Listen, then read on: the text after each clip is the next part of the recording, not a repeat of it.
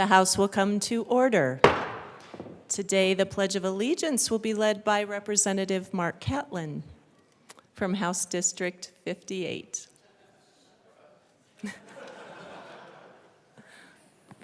Please join me in the Pledge of Allegiance. I pledge allegiance to the flag of the United States of America and to the republic for which it stands, one nation under God, indivisible, with liberty and justice for all. Representative Catlin, you do get a parting gift. Mr. Shebo, please call the roll.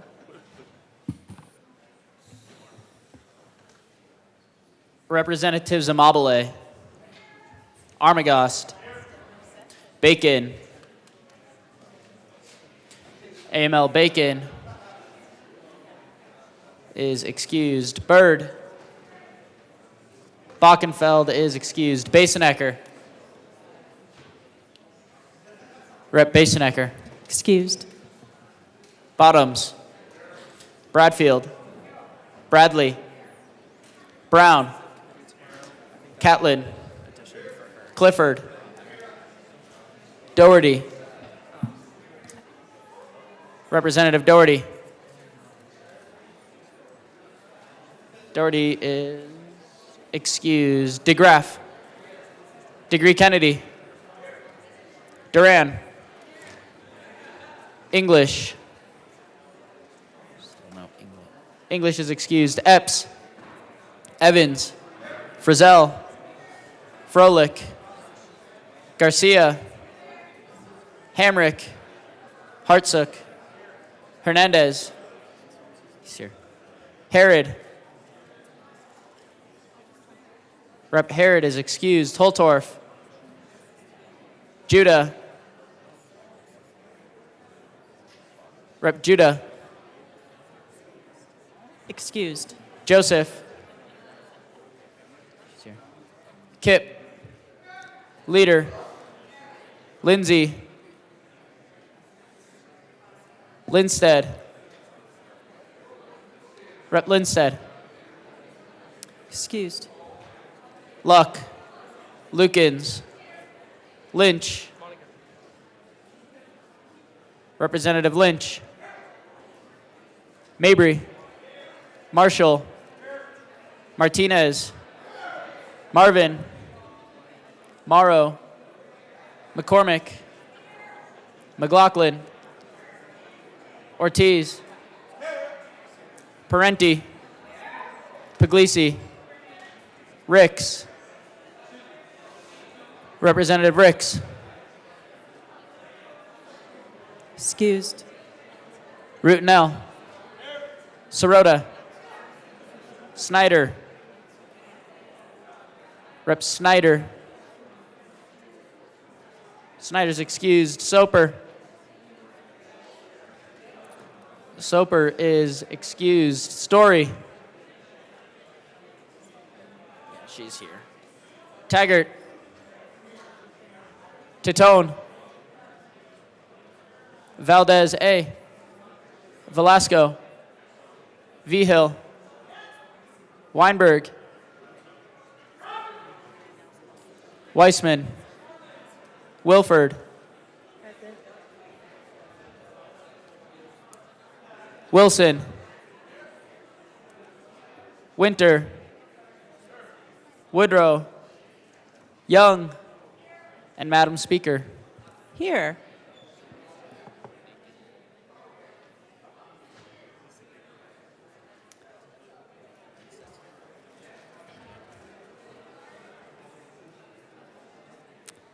With 55 present and excused, we do have a quorum. Representative Catlin. Thank you, Madam Chair. It's an honor to serve with you. Honor to serve with you. Thank you. Members,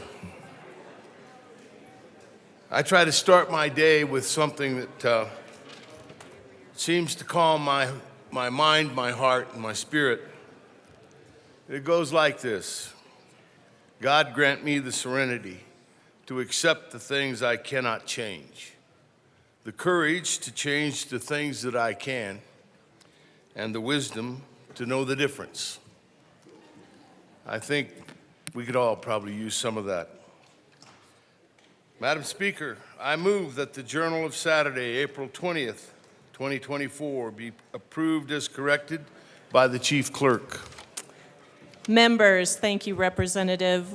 You have heard the motion that the journal be approved as corrected by the Chief Clerk. All those in favor say aye. All those opposed, no. The ayes really do have it. The motion is adopted. Announcements and introductions. Representative Amabile. Thank you, Madam Speaker. So today, we are honored to have in the House most of the CU leadership. So we have President Todd Solomon, we have Chancellor Phil DeStefano, we have Regent Ilana Spiegel, and Regent Leslie Smith. And they are here today because Chancellor DeStefano has announced that he is retiring from his job as chancellor. He started at CU in 1974, and he has been there a steady rock ever since. And I started at CU in 1975. So the entire time that I have lived in Boulder, my entire adult life, Chancellor DeStefano has been at CU. And so we wanted to honor his leadership today, his years of service to the state of Colorado. As a first-generation college graduate, Chancellor DeStefano has spent his entire professional career within the CU community. During his tenure, 117,963 degrees have been awarded. $485 million in scholarship funds have been awarded, and more than $2 billion in gifts have been raised. After 16 years, Chancellor DeStefano announced his plans to retire and transition to new roles on campus. Many of us would have just retired, but he's actually not going to step down completely. He will serve as the Senior Executive Director of the Center for Leadership and a member of the faculty in the School of Education. He will also continue his current role as the Newton Endowed Chair, will continue to engage with major donors and engaged alumni across the university landscape. And he will support the transition of our next chancellor.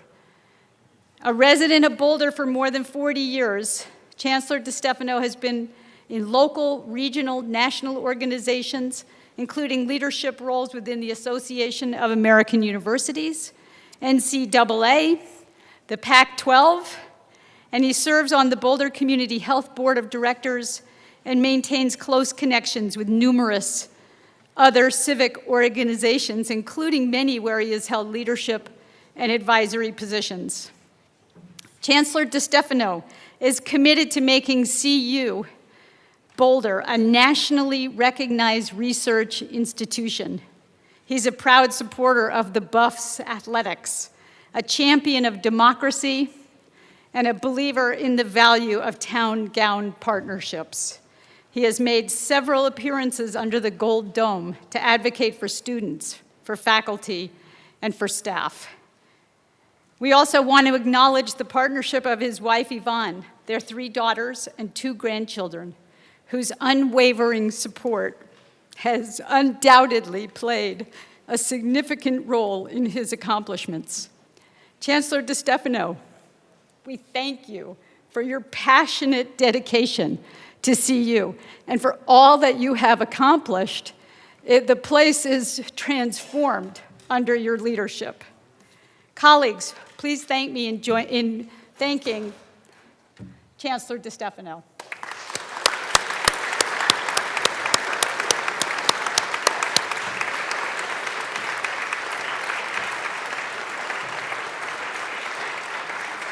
Okay, and I'm still here, much to the majority leader's dismay, but speaking of Boulder, we are also joined by the founder of the Boulder, Steve Bosley, and the race director, Cliff Bosley, and you all have been given a Boulder t-shirt. The Boulder is an institution in Boulder, and the race, we're about to run the 44th Memorial Day race. It is recognized as America's all-time best 10K by Runner's World magazine. The Boulder was created to honor those who have made the ultimate sacrifice for America. It features the presentation of the nation's colors, a 21-gun salute, recognition of servicemen members, flyovers, skydivers, echo taps, the national anthem, an enlistment ceremony for over 100 recruits. If you haven't experienced the Boulder, you should. And this might be the year to do it. So thank you very much for being here, and thank you for the t-shirts.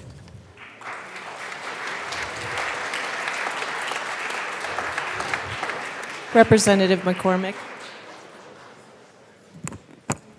Thank you, Madam Speaker. Another exciting announcement. Agriculture, Water, and Natural Resources Committee will be meeting at 1:30 downstairs, and we will be hearing House Bill 1458, Senate Bill 197, Senate Bill 171, Senate Bill 185, Senate Bill 126, Senate Bill 37, and Senate Bill 152. Bring snacks. Representative Woodrow. Thank you, Madam Speaker. Colleagues, State Civic, Military, and Veterans Affairs will also be meeting hopefully around 1:30 in LSBA. There's a change in the order. We will be hearing first 1451, then 1454, then HJR 1023, followed by HJR 1024, and it followed finally by HCR 1005. Bring snacks as well. Representative Sirota. Thank you, Madam Speaker. Members, House Appropriations will meet tomorrow morning, Tuesday, April 23rd at 7:30 a.m. in the Old State Library to hear the bills listed in your calendar and any others that may be referred to appropriations. Representative Joseph.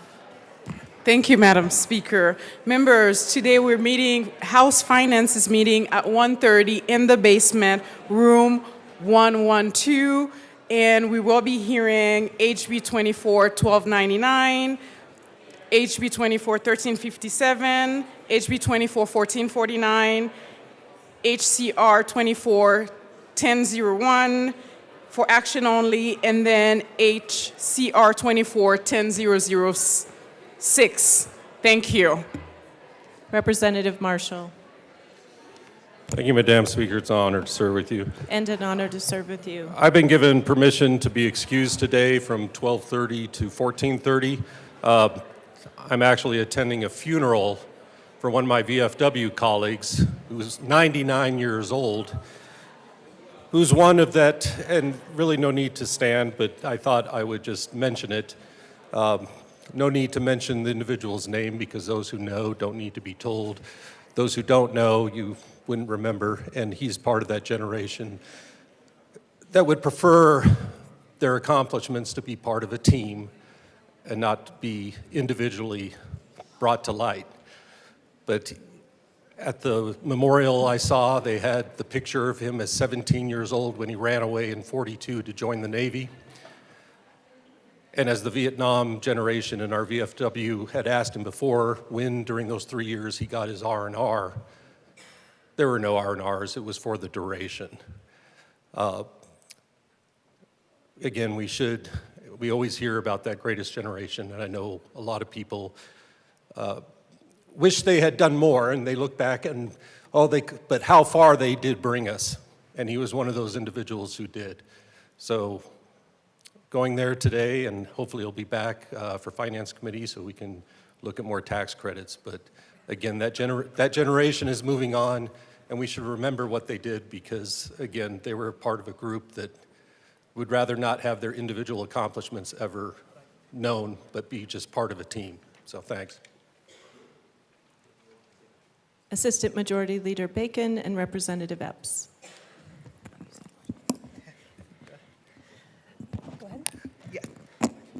Representative Epps. Good morning. It is Delta Day at the Capitol. That means when you see beautiful, brilliant women marching through these halls, walking through these halls wearing red, they might have elephants on. Don't read too much into the red and the elephant in terms of political affiliation necessarily. But you should know that they are the Delta women of Delta Sigma Theta Sorority Incorporated. Our members are here from the newly formed Colorado Rocky Mountain Alumni Chapter, which represents members in Northern Colorado, all out into the base in Wyoming, the Denver Alumni Chapter, and of course, holding it down, Colorado Springs alumni. Members, we invite you to connect with the SORs, the women of Delta Sigma Theta, on issues of importance to them and to their community. Specifically, I can't say that word today, to the Black community, and to remember that we took it very seriously when we all promised that I will take an active interest in the welfare of my country, using my influence toward the enactment of laws for the protection of the unfortunate and weak and for the repeal of those depriving human beings of their privileges and rights. We meant it very seriously. Assistant Majority Leader Bacon. Thank you. What she just shared was the motto of the sorority. I am wearing red. They are guests of the Black Caucus today. I am a member of Alpha Kappa Alpha Sorority Incorporated. It's a thing just for us. Thank you for indulging us. But members, please, if you have an opportunity, they will be visiting with different members. Please say hello. Thank you so very much. Sorry.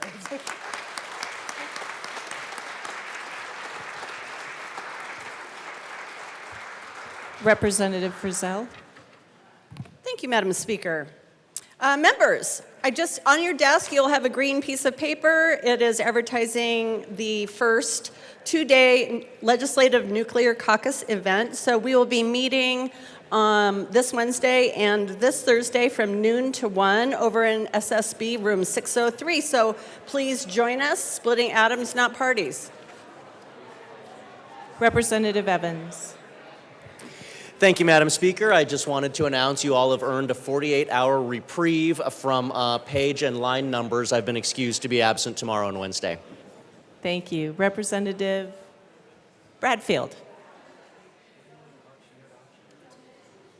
Thank you, Madam Speaker. It's Monday morning, and I just want to announce that there is a legislator Bible study tomorrow morning, 7:15, in room 109, and love to see you there. Thank you, Representative.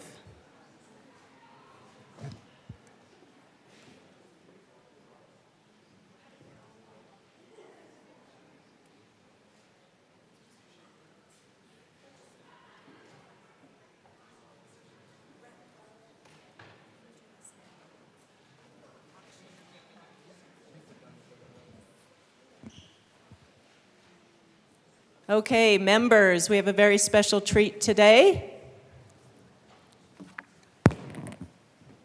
Representative Lynch, why don't you introduce our next activity? Thank you, Madam Speaker, and good morning for all of us that enjoyed a long weekend. Today is that special day that we do once a session. Did I grow? Where we acknowledge auctioneers here in this state. So for those of you that don't deal with auctioneers very often, let me just tell you, every Friday night in Wellington, there is an auction. And it is a community event. Everybody gets together. It's kind of, because it's every Friday night, it's kind of like a fancy garage sale, just to be honest. But you can still get some really good stuff out of there. But the profession of auctioneering is a vital part of the history of Colorado. We do it with livestock, and we do it with goods. I have to confess that a large percentage of my business I bought at an auction, the equipment, and so it is not lost. It is endangered, but not lost, the art of auctioneering. And today we are blessed to have a bunch of them with us. We're going to raise some money today. We're going to raise some money for the end of the year party. We're going to have to get a bigger container with all this dough that's going to come this way. And so we're going to acknowledge those guys. We've got accommodation for them here. And I'm going to turn it over to our in-house auctioneer, Representative Richard Holtorf. Representative Holtorf. Thank you, Madam Speaker, and Representative Lynch. That's probably, we have the professionals in the room. I am just a hack amateur. But the Colorado Auctioneer Association is in the house. You need to understand something, colleagues. Western-style auctioneering is American. They don't do it anywhere in the world. Right here in the good old US of A, in the western United States, we have national champion, international champion, state champion auctioneers. And so I'm excited to be a part of our Western heritage, our Western way of life, and those traditions that are uniquely American. Uniquely American. So what we're doing, folks, now I want everybody to look up here. There's a little black card that was set on your table this morning, and I have brought from my hometown, yes ma'am, right there, can you hold that up? I have brought from my hometown, Colorado craft beef, raised in Colorado, grown, homegrown, and it is some of the best beef you will ever eat. Forget about Omaha steaks and that mess from Nebraska. This is better. But but we're not doing that first. We're going to do the flags first. So first, I believe we're going to, and this goes to the folks back here. Now, Vanessa loves beef. She told me she loves, stand up, ma'am, because you need to, this is a testimonial. Do you really love beef? Stand up if you do. There it is. She stood up. So there you go. That's the testimonial. And so I believe, ma'am, we're going to do the American flag first. Madam Majority Leader. Okay, she decides. Here we go. And Representative Holtorf, I don't have a black card, and I really need one. If anybody else needs one, where should they get one? Okay.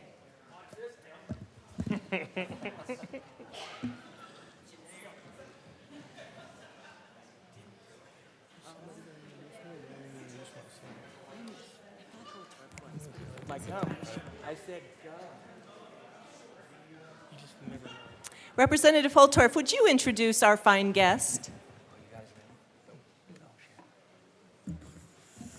So this gentleman here is the champion auctioneer. And sir, I'm going to let you announce your team, introduce everybody, please, and tell us what you do and how you got to be the champion. Because nobody understands this in this chamber except a few of us cowboys. Okay. Well, thank you all for letting me come up here and do this. Not only do we're talking up here and trying to sell stuff, the auctioneer method is you're going to hear two numbers. The first number is the money that we have. The second number is the money that we're trying to get. So if you're trying to go in increments up. That's my job as an auctioneer. And then you also have ringmen that are catching the bids because sometimes, and especially when it's spread out like this, you cannot see everybody that's bidding. And hopefully everybody will be raising their hands at one time and making these ringmen jump. On this side over here, I have Susie Knight, Harold Unrein, got Jess Neiswanger in the back, and John Schaffner over here, all fellow colleagues of the Colorado Auctioneers Association. This past year, Buffy Fisher. Sorry, I couldn't see you because of the light. You moved over, I could see you. This year, through there's a contest that happens every year with the Colorado Auctioneers Convention. You go up, you sell items, you're judged by your colleagues. This year, I happen to be judged by several top end. The IAC champion, Halle Bear, was one of the judges. Junior Staggs was one of the judges, and then there was several other more that did it. And you got a preliminary round, and then you have this, if you make the top 5, then you have the secondary round. And this year, I happened to win the 2024 Colorado Auctioneers Championship Award this year. So my name is Alan Woolsey. I'm coming out of Canyon City, down south, down there. There's auctioneers all over the state. Even the ringmen here from all over the state coming here. So basically what we're going to do, if you've never been to a live auction before, just keep your hand in the air, and if I think you're paying too much for something, I'll stop you. That's the easiest way to do it. So, but we're going to sell the American flag, and as I know it, the American flag was flown here at the Capitol. So if you don't happen to have one, or you know somebody that would love to have a flag that was flown at the Capitol, jump in, raise your hands, and I'll try to be cognizant. If you think I'm talking too fast, just raise your hand. I'll slow down a little bit. All right, buying that flag. All right, buying it right here.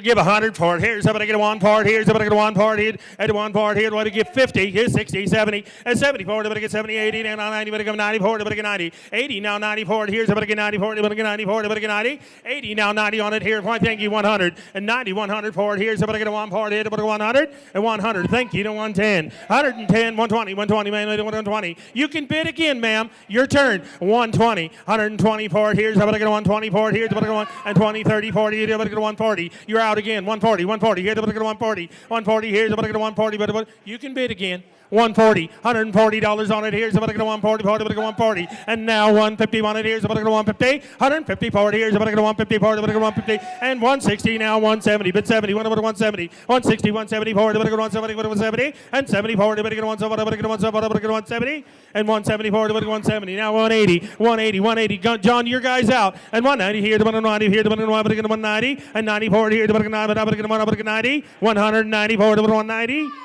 Thank you. Now 200 on it. Here's up to get 2. And a bit 2 forward. Here's up to get 2. And 200, 210, 210, 2 and 210 forward. Up to get 210. Thank you. Now 220 forward. Up to get 220. And 220 up to get 20. And 20 forward. Up to get 220. Up to get 220. And 220 forward. Up to get 220. And 220 forward. Up to get 220. Susie, I sold it your way. $210. Thank you. Shannon Bird, ladies and gentlemen.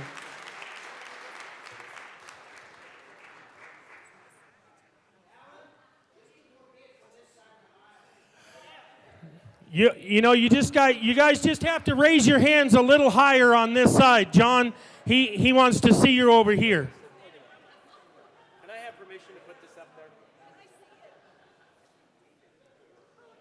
Beef sticks. Again?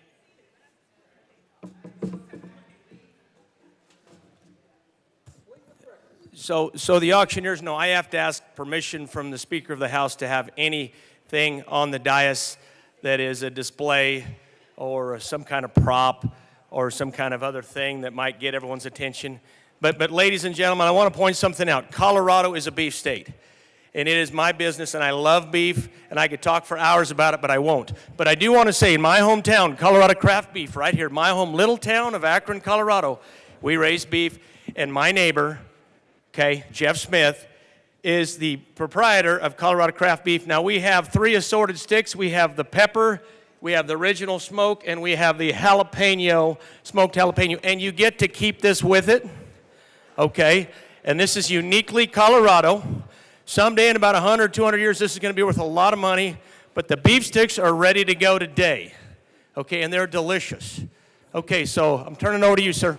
All right, thank you. Buying the beef right here. Right? Buying it right here is going to get 100. And you get to keep the container right here, the shelf right here. 100 now, 110, 420, 20, 40, 120, 30, 40, and 140, 150, 160, 40, 160, 40, 160, 160, 170, 40, 170, 180, 40, 180, 180 forward here, 140, 180, 180 forward here, 190 here, 190, 190 forward here, 140 here, 190, and now 200, 200. I got you at 190, you need 200. Thank you. Now 210. You can bid again, 220, a 210, 220 forward, 220, 230, a 220, 230 forward, 30, 30, and 230 forward, 230. I got you at 220, ma'am, and 230, 240, now 250, 260, and 270, 280, 280 forward, 280. Now you're out. And 280, now 290 forward, 90, and 290 forward, 90, and 290 forward, 90, and 90 forward here, 290.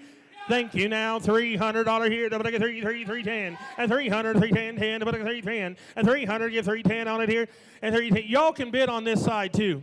A 300, 310, and 300, 310 forward here, 10, 10 forward here, 310, and $310 here, 10, and 10 forward here, Harold, she's out. 310, now 320, and 320 forward, 320, 320, and 320, 330, 330, and 330, 30, and 330 forward, 330, and 330. She might not share it with you. 320, 330, 330 forward, 330, and 330. I sold it right here in front, $320. Monica Duran.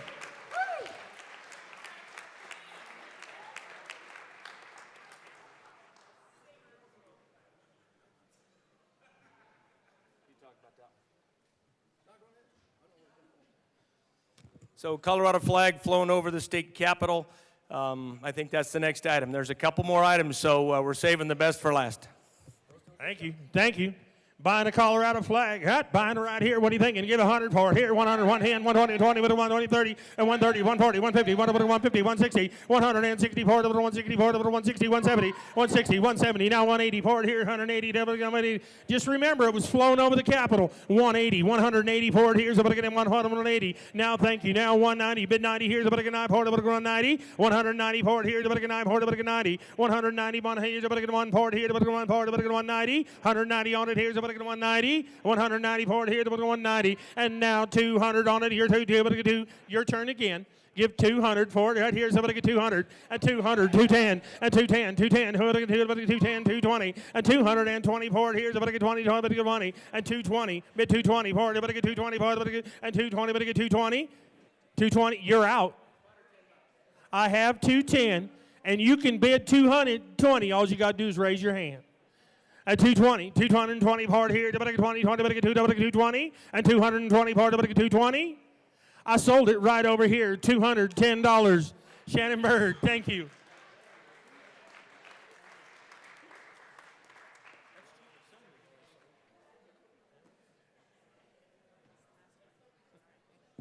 Rep. Holtorf. Let's go. Rep. Holtorf. I just want the newest members of the Republican Party in red over there to know that you're free to bid on this, just so you know. You're free to bid.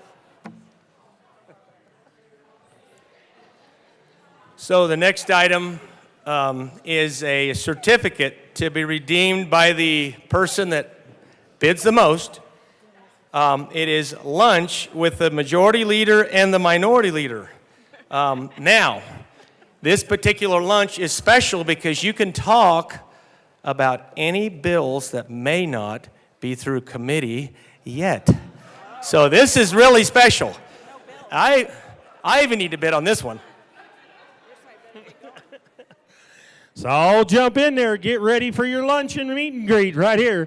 All right, buying right here. Give 500 for that one right here. Somebody get 500 for it here. Somebody get 500, and 500, just 525. And 500, 5 and a quarter here. Somebody get 525 for it. Somebody get 525. 500 here. Somebody get 525 for it here. Somebody get 525 for it here. Just think about what you're going to talk about. Give 500, 25 on it here. Somebody get 25. And 500, 525 and a 1, 550 for it. Somebody get 550. Out here, somebody get 550 for it. Somebody get 550. 525 and here. Somebody get 550 for it. Somebody get 5. And here, somebody get 5. Somebody get 550. And 550 for it here. Somebody get 5. Somebody get 550. And 550 for it. Somebody get a 550.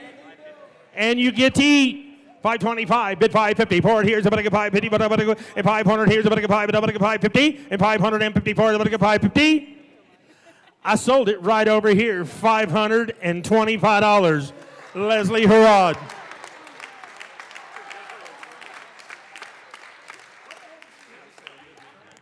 So it was the request of the bidder that I cook for this lunch, which I am more than happy to do a great Italian meal for lunch. So I'm looking forward to it.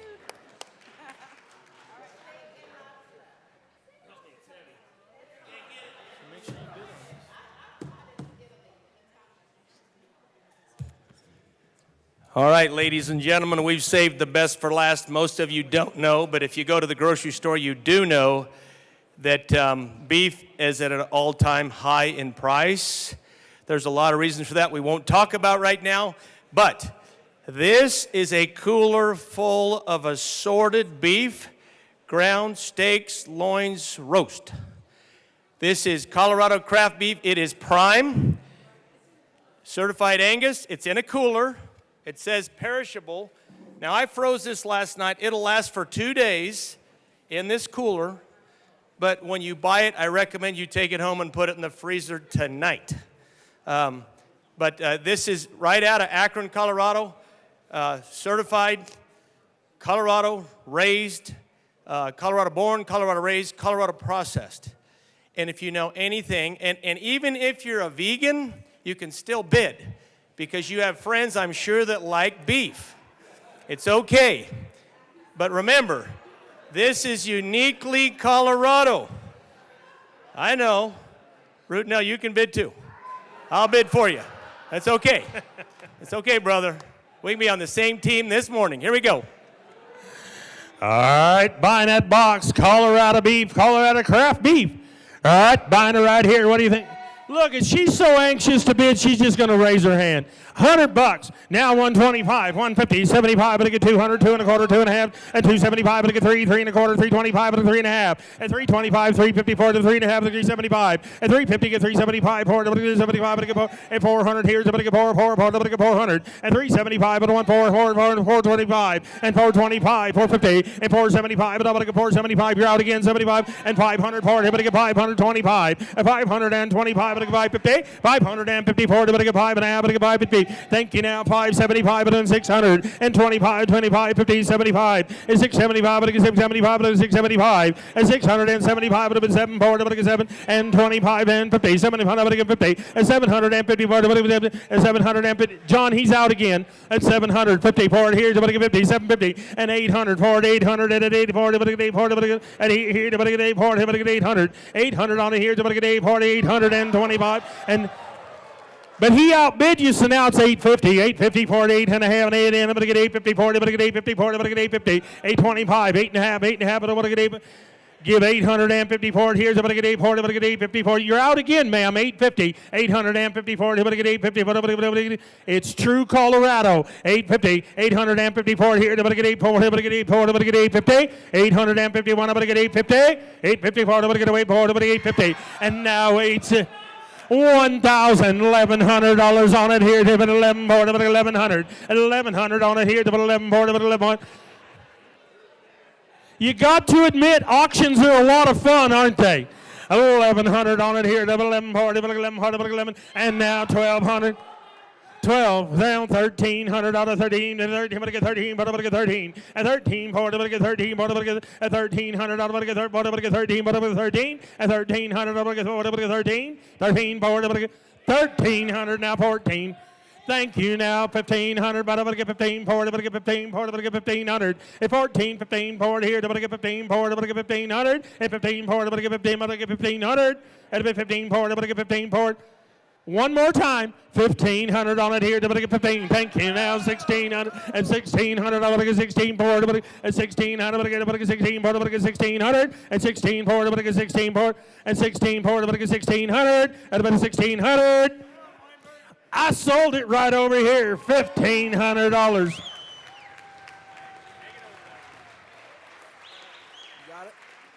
Elizabeth Velasco, thank you. That's it. We're good. Let's give a big round of applause for our auctioneers here today. Thank you, guys.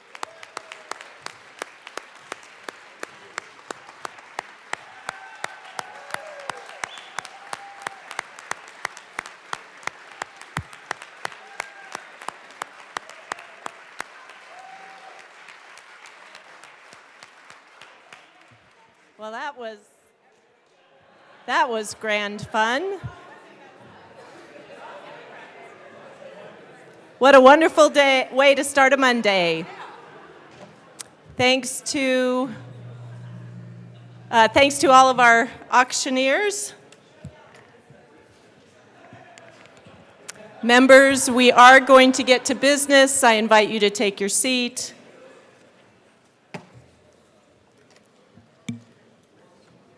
Madam Majority Leader. Oh, we are on third readings? Sorry. Mr. Schiebel, please read the title to House Bill 1129. House Bill 1129 by Representatives Vigil and Mabry, also Senator Henriksen, concerning protections for drivers engaged with delivery network companies and in connection therewith making appropriation.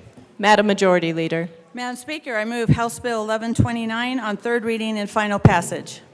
Members, the motion before us is the adoption of House Bill 1129 on third reading and final passage. Mr. Schiebel, please open the machine and members proceed to vote. Representative English, how do you vote? Representative English will come back to you. Representative Wilford, how do you vote?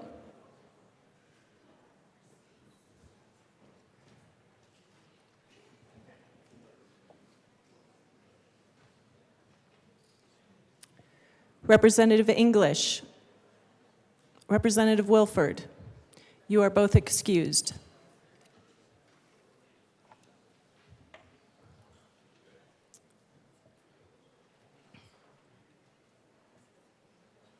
Representative Morrow is excused.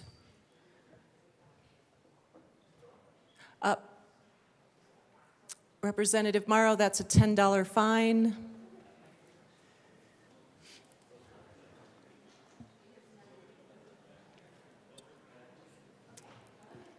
Please close. Oh, Representative Wilford votes yes by signaling a thumbs up.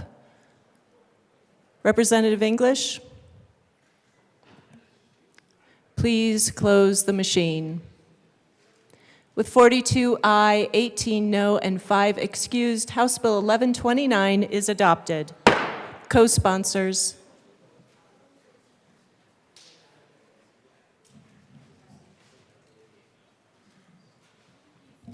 Please close the machine.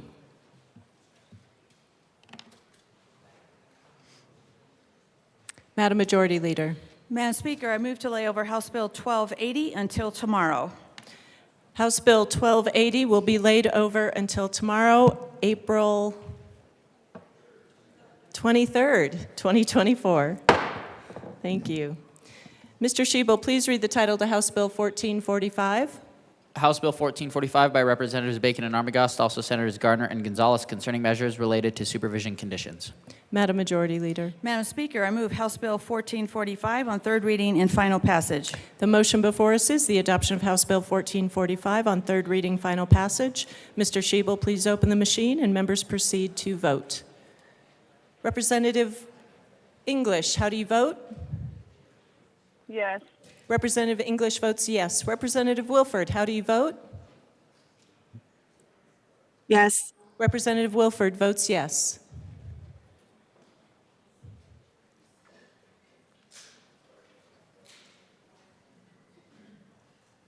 Bradley, DeGraff, Frizzell, Garcia, Luck, and Winter. Please close the machine. With 54 ayes, 7 no, 4 excused, House Bill 1445 is adopted. Co-sponsors.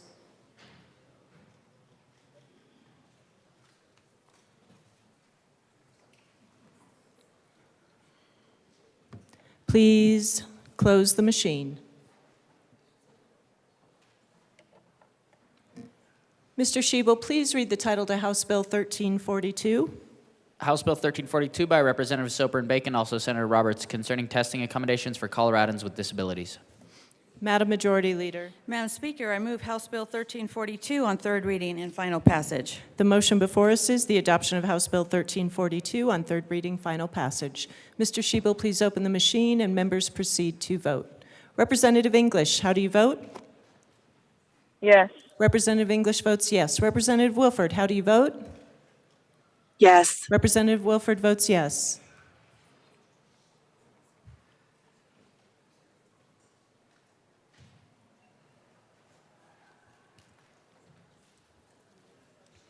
Catlin?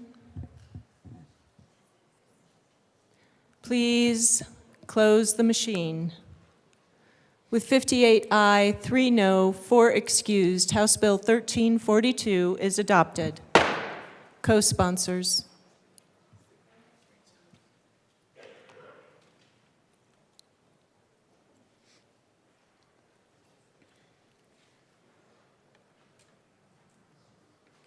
Representative Wilford, co-sponsors. Please close the machine. Mr. Schiebel, please read the title to House Bill 1338.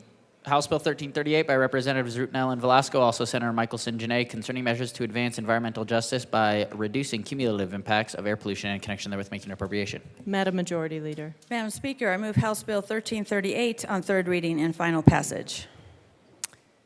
Assistant Minority Leader Winter. Good morning, Madam Speaker. Good morning, morning, colleagues. It's been a long time since I've seen you all, but it's good to be back in the chamber with you. Once again, I'm just going to get up. Thank you. Get up and speak for my district.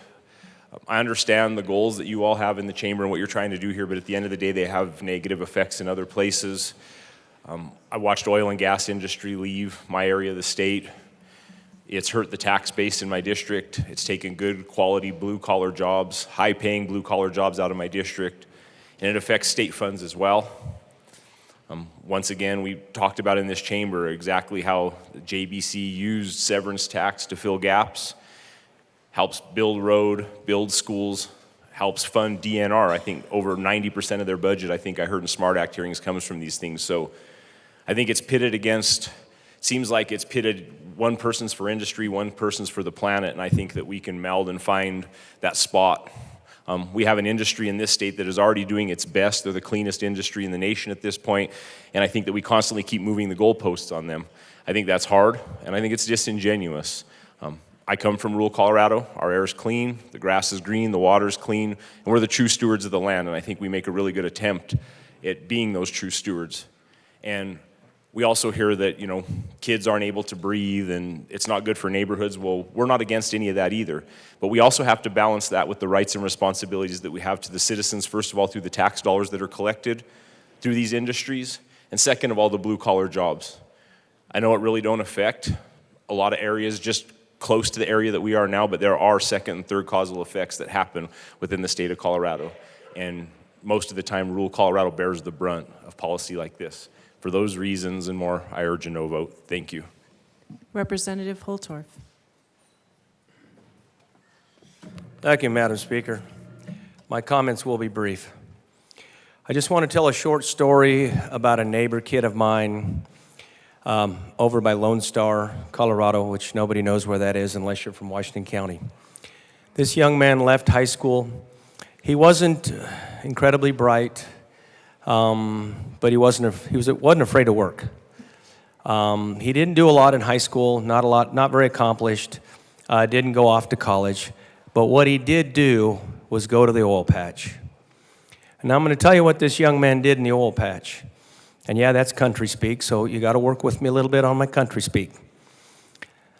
He went to the oil patch and started making $25, $30 an hour. And he worked hard. And then he started making $30, $35 an hour. And then he bought a big truck, a brand new, nice, big truck. So he helped forward in the economy with our car industry. Then he kept making money, and some gal caught his eye because he had money. Not that that's a prerequisite, but it does help for us single folk out there. Now, then he got married, had a kid, and they bought a house in Weld County. He came from nothing, dirt poor, nothing. He bought a house, nice house. Then he bought his wife a vehicle. And Representative this kid, Holtorf, I'm just going to guide you back to the bill.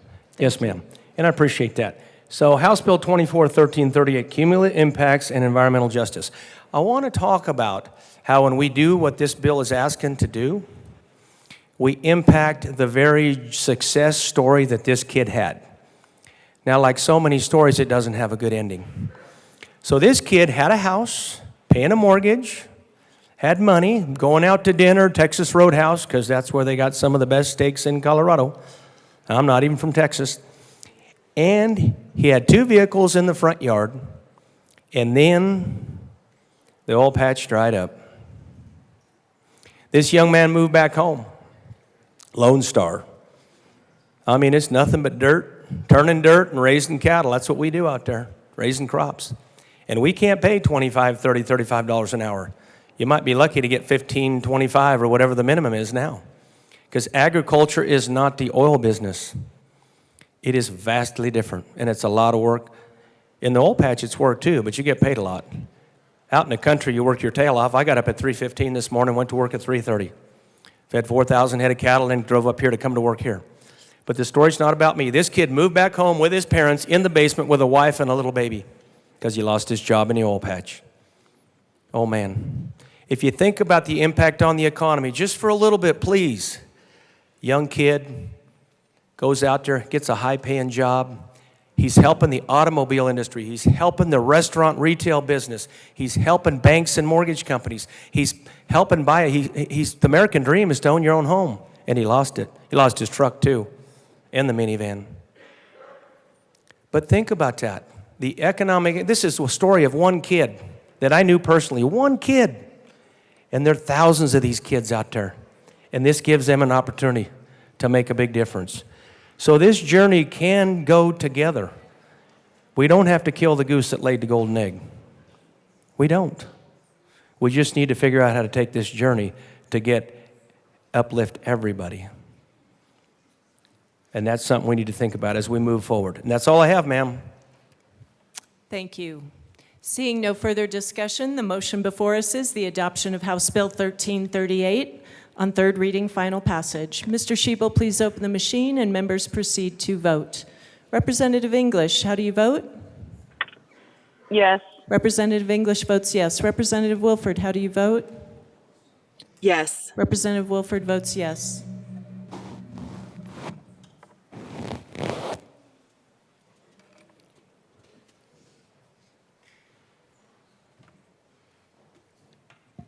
Please close the machine. With 43 aye, 18 no, and 4 excused, House Bill 1338 is adopted. Co-sponsors.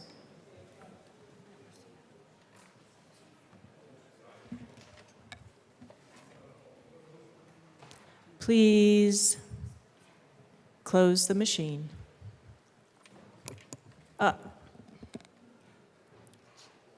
Is it still open? Thank you. Representative Wilford, co-sponsors.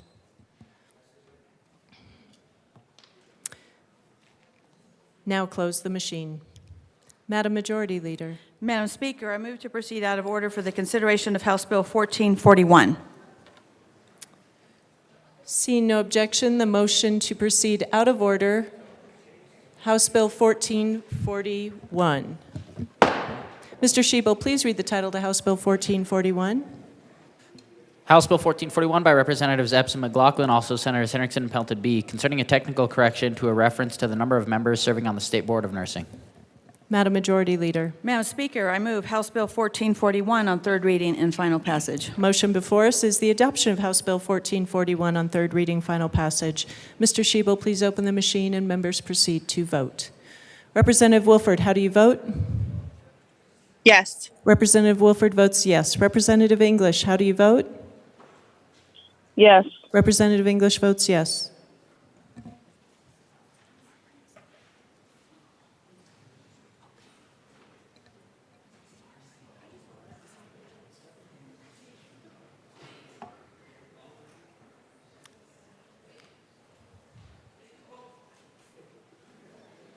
Please close the machine. 61 ayes, 0 no, 4 excused. House Bill 1441 is adopted. Co-sponsors.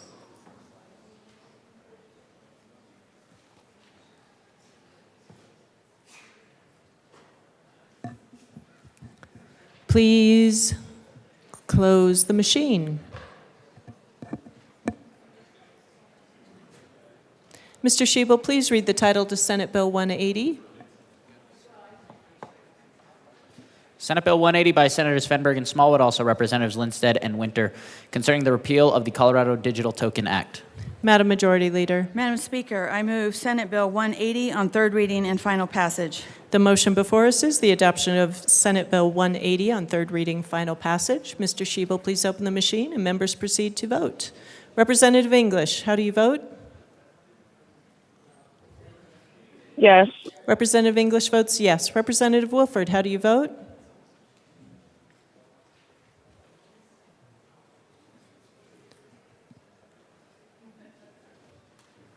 Representative Wilford, how do you vote? Yes. Representative Wilford votes yes.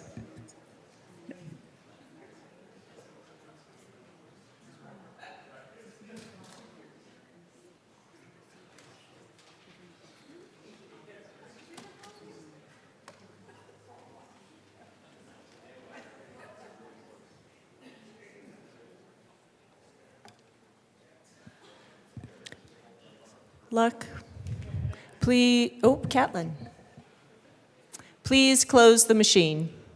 With 58 aye, 2 no, 4 excused, Senate Bill 180 is adopted. Co-sponsors. Co-sponsor.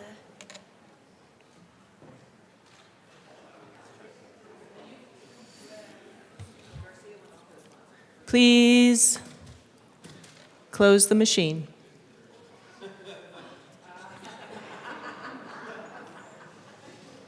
Mr. Schiebel, please read the title to House Bill 1075. House Bill 1075 by Representatives McCormick and Basenecker, also Senators Marchman and Hawkes-Lewis, concerning consideration of a statewide universal health care payment system and in connection therewith creating an analysis collaborative with the purpose of advising the Colorado School of Public Health in conducting analysis of draft model legislation concerning a statewide universal health care payment system and making an appropriation. Representative Bradley. Madam Majority Leader first. Thank you, Madam Speaker. I'd like to move House Bill 1075 on third reading and final passage. Representative Bradley. Thank you, Madam Speaker. You know, I again go back and forth with this when we have 2 weeks left and most of our bills are dying a very slow death because of money.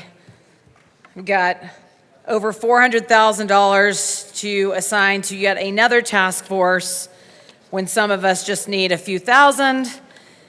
And it's not lost on me that we have had ballot initiatives and commissions and task force time and time again.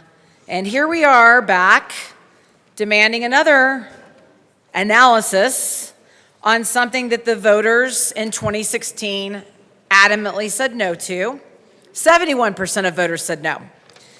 We keep mandating away from choice, and I know this is just a task force, but we know what they're gonna say. We're gonna say this is gonna be good for Colorado, because we had a commission on affordable health care that said they don't recommend a single payer plan.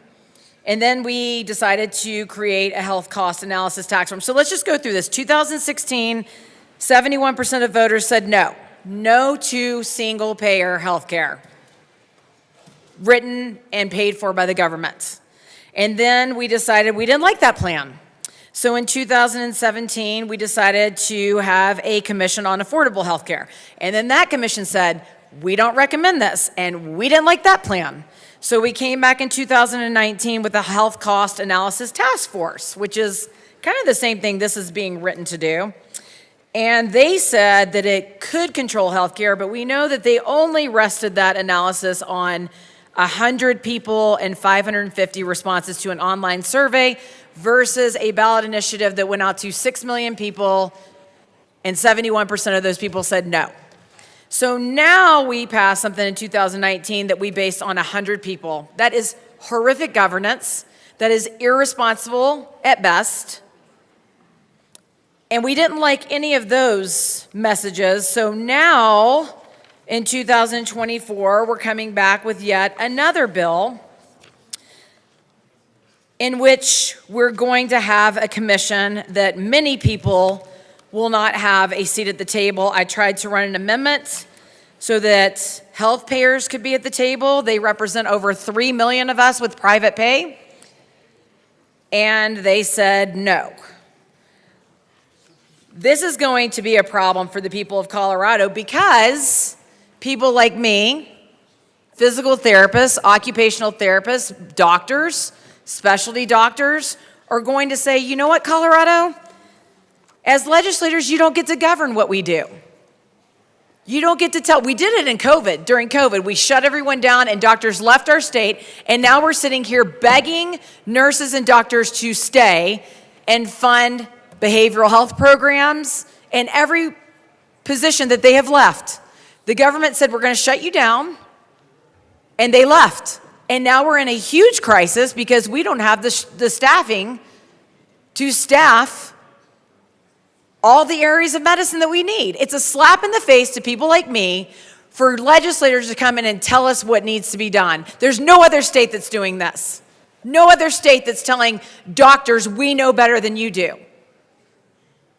And I wonder if the bill sponsors even talk to medical professionals like me. I didn't get talked to about it because they know how I feel about it.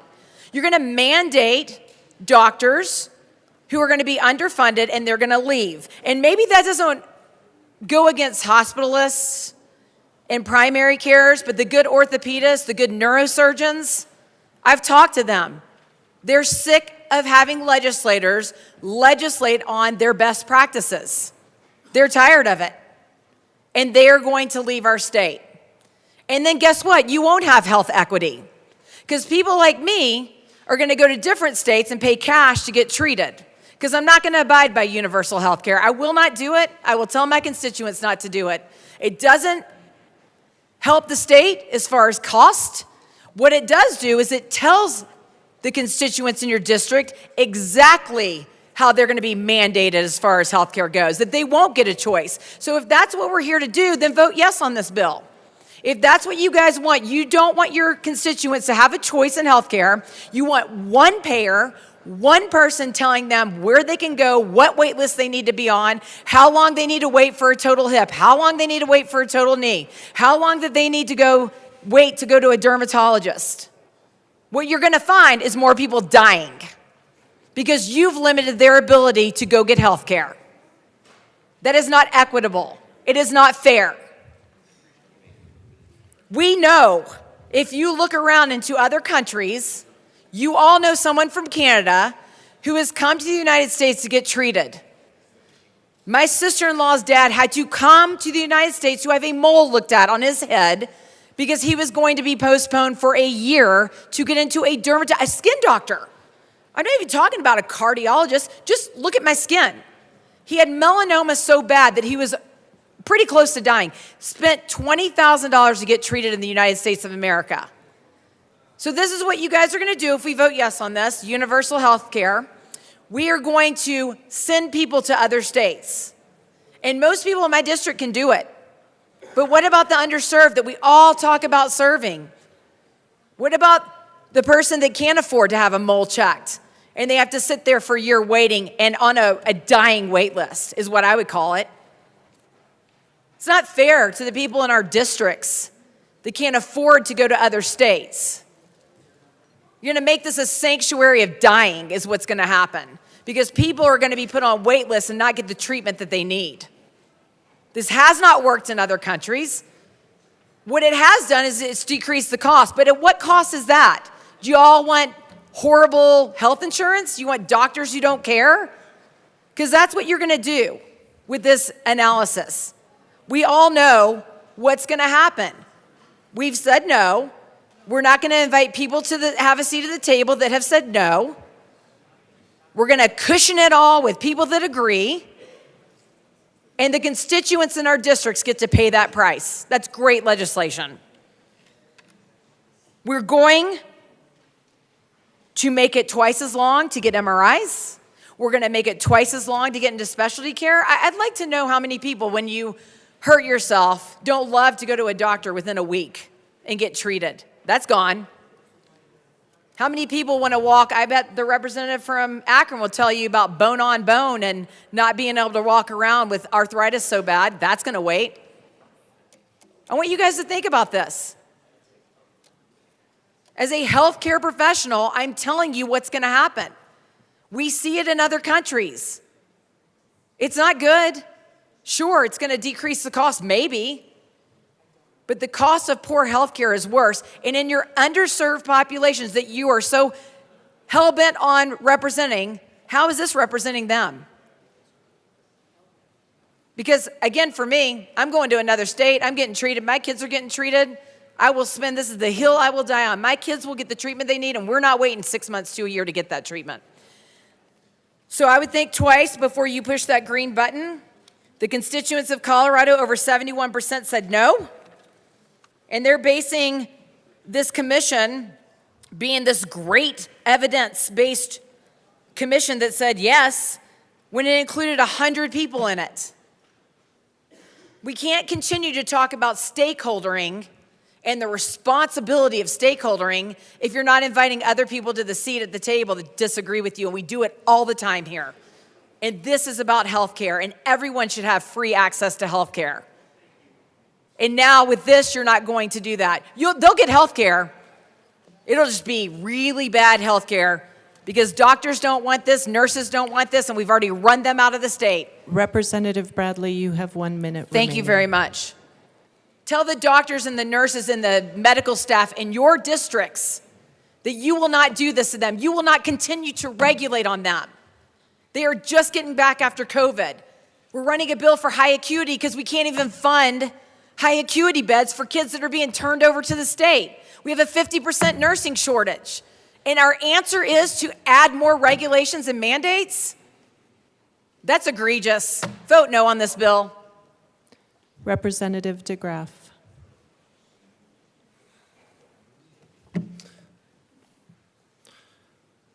Thank you, Madam Chair, Speaker. Sorry, I can tell you how this goes. I've lived this. I've lived in Canada for 3 years. I lived in Germany for a couple years.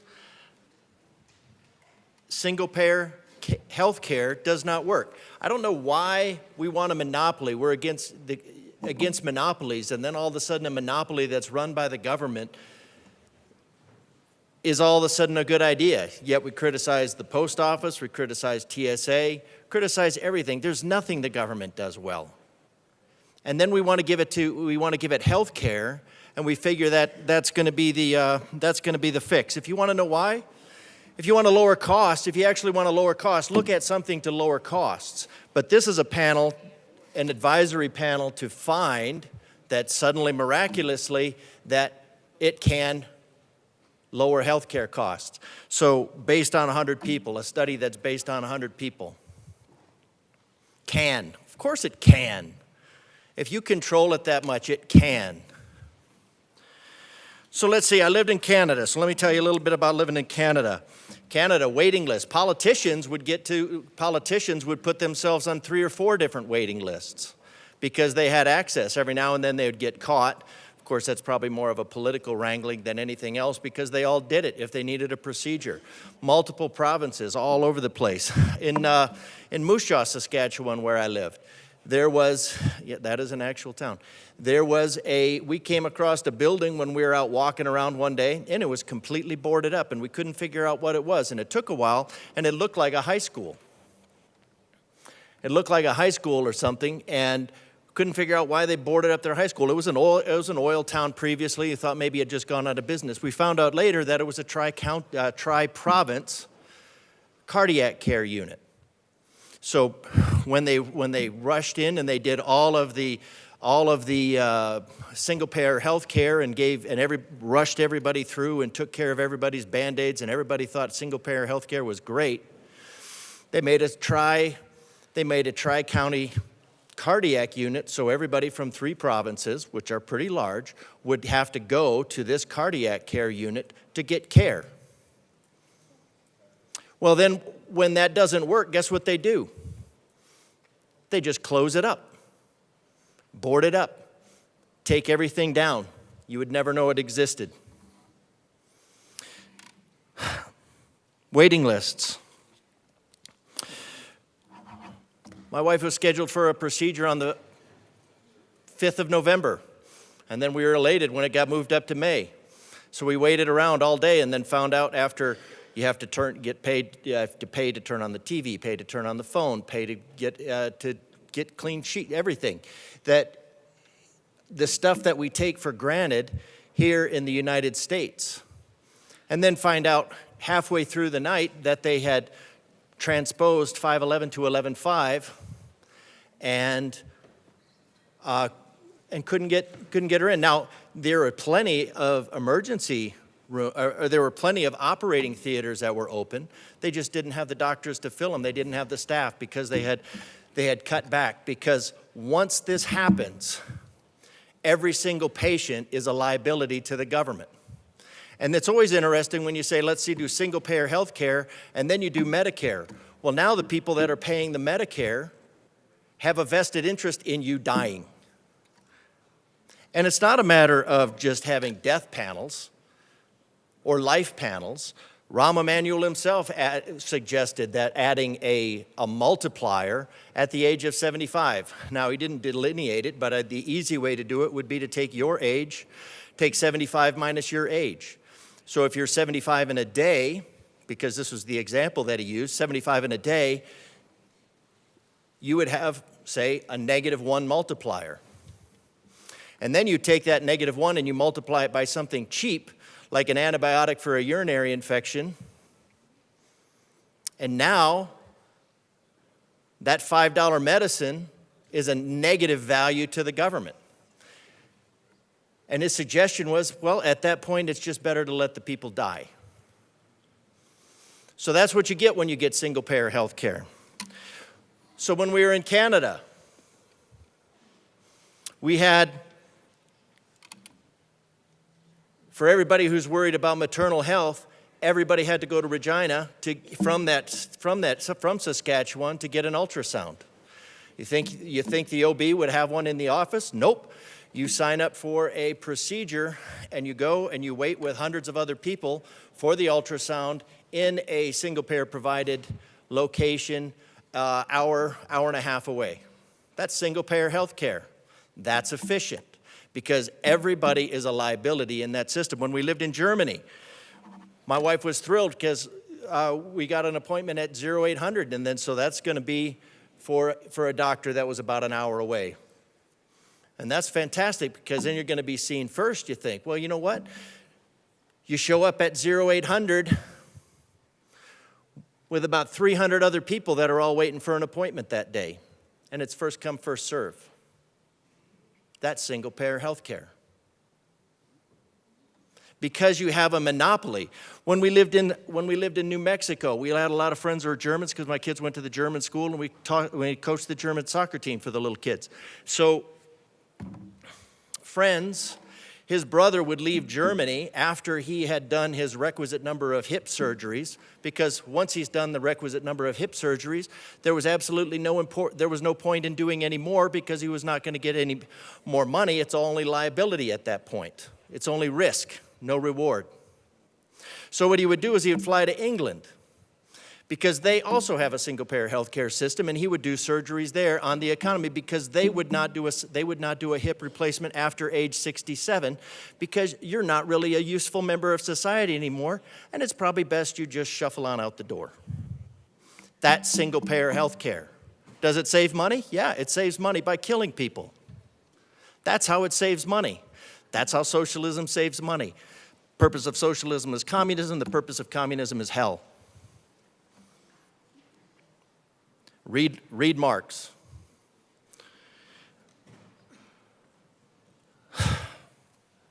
Blood work, 2 weeks, if it doesn't get lost.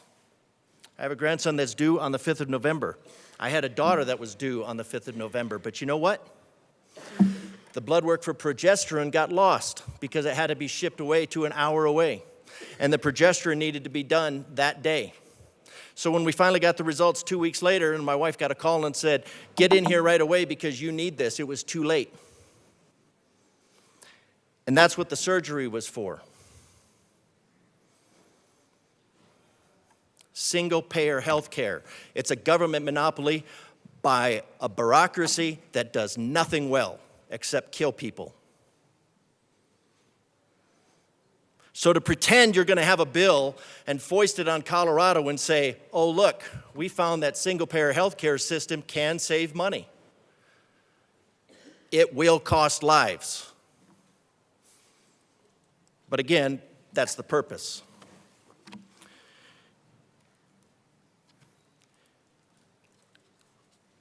I have lived in this system.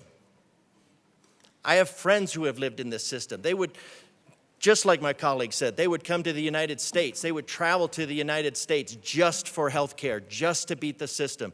A friend of mine, we were at a picnic, and he said his daughter fell one day down the stairs. Took her to the ER because her eyes were crossed. Her eye was crossed. They said, "This is indicative of a brain tumor." And they rushed her to the top of the line for a CAT scan or MRI or whatever you do. And he was quite happy about that because it only took 2 weeks. Representative DeGraff, you have 1 minute remaining. So 2 weeks for a CAT scan because his daughter might have a rapidly growing brain tumor. That's socialized medicine. That's a government monopoly. That is death to Colorado. Everybody likes to pretend that this thing works. It doesn't work. You can go to study after study. Talk to the people who live it. Talk to the people who want to get out from under it. Talk to the doctors that were there, and they were mostly South African. Now that was different. That was like Ron Weinberg, South African, because they all spoke Dutch, Afrikaans, and they were thrilled that De Graaf, and I couldn't pronounce it right. But they were all there waiting so they could have enough hours so that they could get into the United States. When we've lived in other states, when we've lived through the states, we have TRICARE. TRICARE is pretty good, but it's basically Representative like Medicare. DeGraff, your 10 minutes have expired. Thank you. Not as many as will. Representative Frizzell.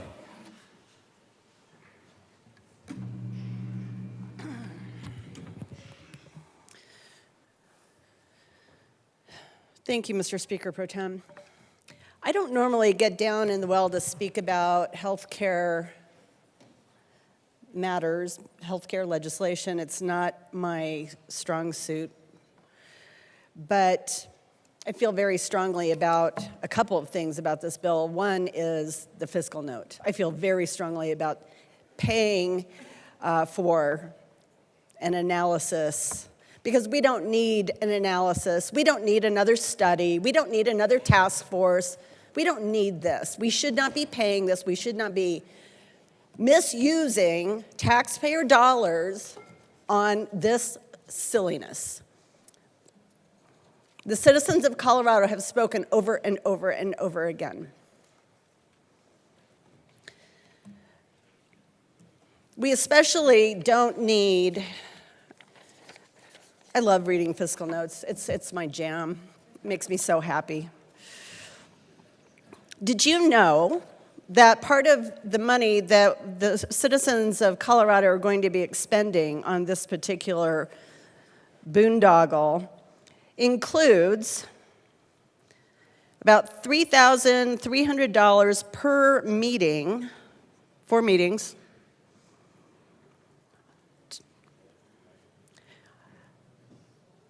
which is going to reimbursing task force members who incur actual and necessary expenses and hiring a venue and a catering company. $3,300 per meeting. I hope the food's really good, because that's a lot of money. I find it, so this panel will be meeting 4 times to decide what is best for Colorado when it comes to health care. Well, I'll tell you, so I have a little story. My husband and I took a trip down to Mexico.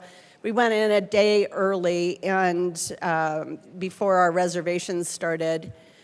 It was kind of a mess, actually, but we were in Cabo, and so we stayed at a Hampton Inn, because that's where my husband gets his points at, through that hotel chain.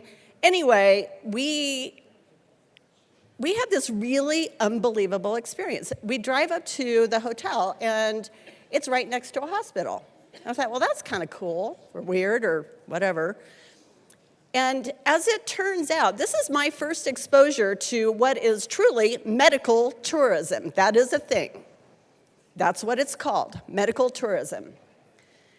Because what they had going on is they had all sorts of surgeries going on at the hospital, and then people would convalesce at the hotel. So like the whole first floor were, and actually other floors as well, were all rooms that could accommodate folks who were in wheelchairs. It was far more than the typical number of rooms that were for disabled folks. This is truly medical tourism. So I started talking to some of these folks because, we were there going to grab breakfast, or we were at the pool, and talking to spouses. And the vast majority of people that we talked to were, guess where from? Canada. They were from Canada. And they were there because they could not get fill in the blank procedure done in their country in a timely manner. I was blown away. I mean, I've heard about people going for plastic surgery and doing different things like that because it's less expensive, but these were medical procedures that were needed to save these people's lives, and they had traveled from Canada to the tip of Baja to stay healthy, to save their lives. You should think about that, because what my colleague from Lone Tree described is real. What my colleague from Colorado Springs described is real. This is real.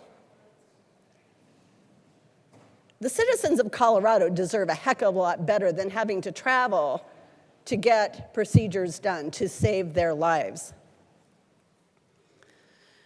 I think it's really important to understand that what we are doing is creating instability for providers. For those very people that we in this chamber keep knocking out tax credits for, to entice them to come here, to study, to stay, to go to rural Colorado. Tax credit after tax credit after tax credit. Because we need healthcare providers in this state, and we don't have enough. But yet, we're super happy to create instability for them from an industry standpoint. Anybody think about what happened to the oil and gas industry? We have created such an unstable environment for them to do business. All the little guys have packed up and gone away. My brother-in-law is one of them. They don't, those folks who used to make a living here don't anymore. We have seen, there is a reason why people don't want to go into healthcare. There are lots of reasons, but creating an unstable environment is actually one of them. Members, I ask you to listen to the people who've spoken over and over and over again. Listen to the people who are actually in the healthcare industry, the doctors, the nurses, the physical therapists, the hospitals. Listen to them. This doesn't work. And this financial boondoggle shouldn't work either. Please vote no.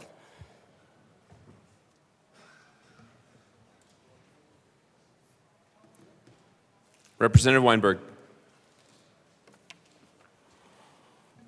Thank you, Mr. Speaker Pro Tem. Fellow colleagues, I don't normally come down on thirds to speak to many issues, and I'll be brief. I too have lived in places where this has been relevant, and all I've heard from friends from across the globe is complaints. I don't really understand why we're trying to study something that we know has already been studied and is not working.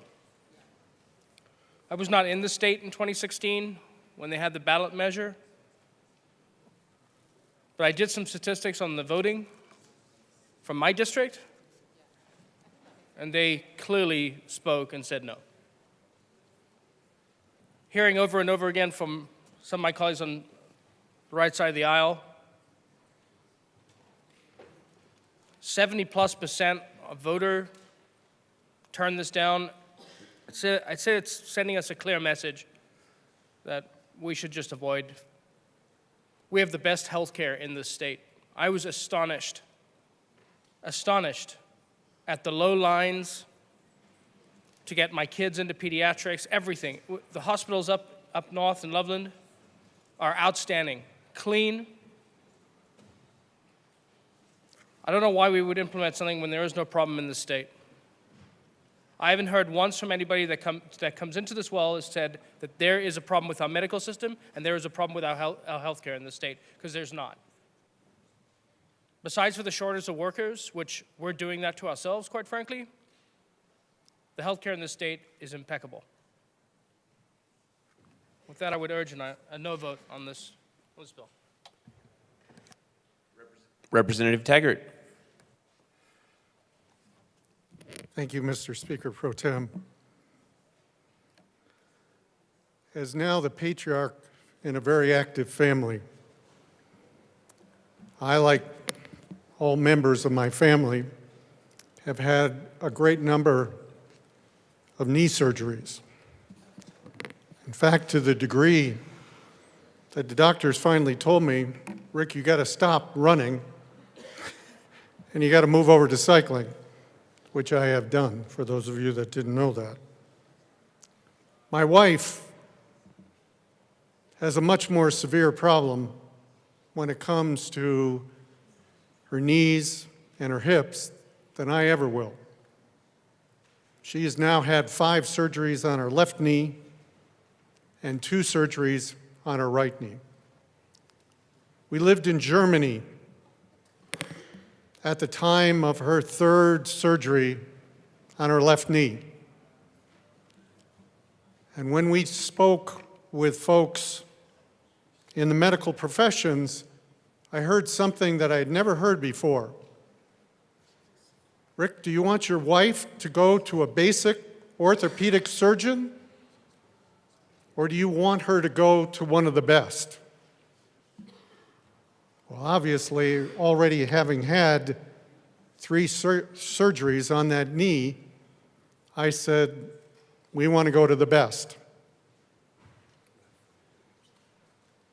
They said, then be prepared to pay an incremental amount of dollars.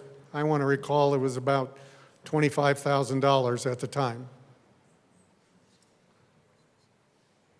That's a universal healthcare system. And I was shocked when I got the message, or it was in the conversation, which was hard to have, and my German is not the greatest, was trying to figure that out. That was my first exposure to universal health care. I also ran into it in Switzerland. I would be 150% behind this bill if it finally got to the core issue of health care. The core issue is, how can we help our providers be more efficient, be more effective with less dollars? How do we get the cost out of the system? Instead, we're taking the exact same approach that our federal government has taken with Medicare and we have taken in Medicaid. And that is, we're going to tell the providers what we're going to reimburse them at. They're not at the table to give us their thoughts. They're not at the table to say one of the major driving costs of healthcare are the administrative costs and the regulations. We're not going to listen to that in this study. We're going to come up with another methodology that says we'll pay you 70 or 80 or 90% of what your costs are. And they aren't even based on costs. They're based on the procedure. I don't know about you folks, but when they go into my knees these days, there is nothing basic about that whatsoever.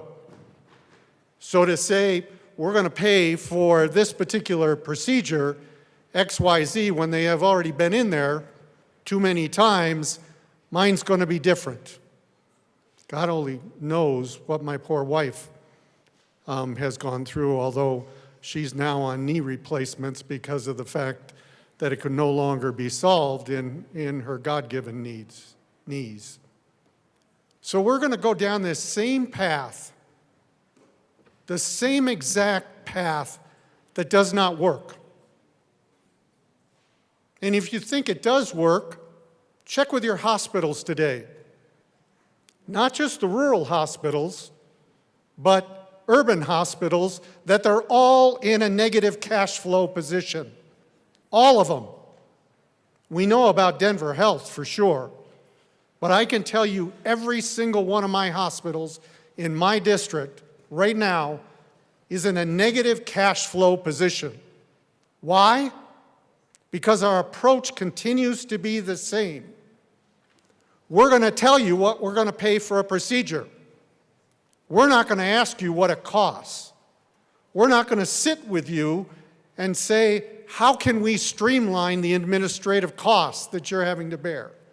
How can we streamline regulations so there aren't hurdle after hurdle after hurdle, which causes incredible delays.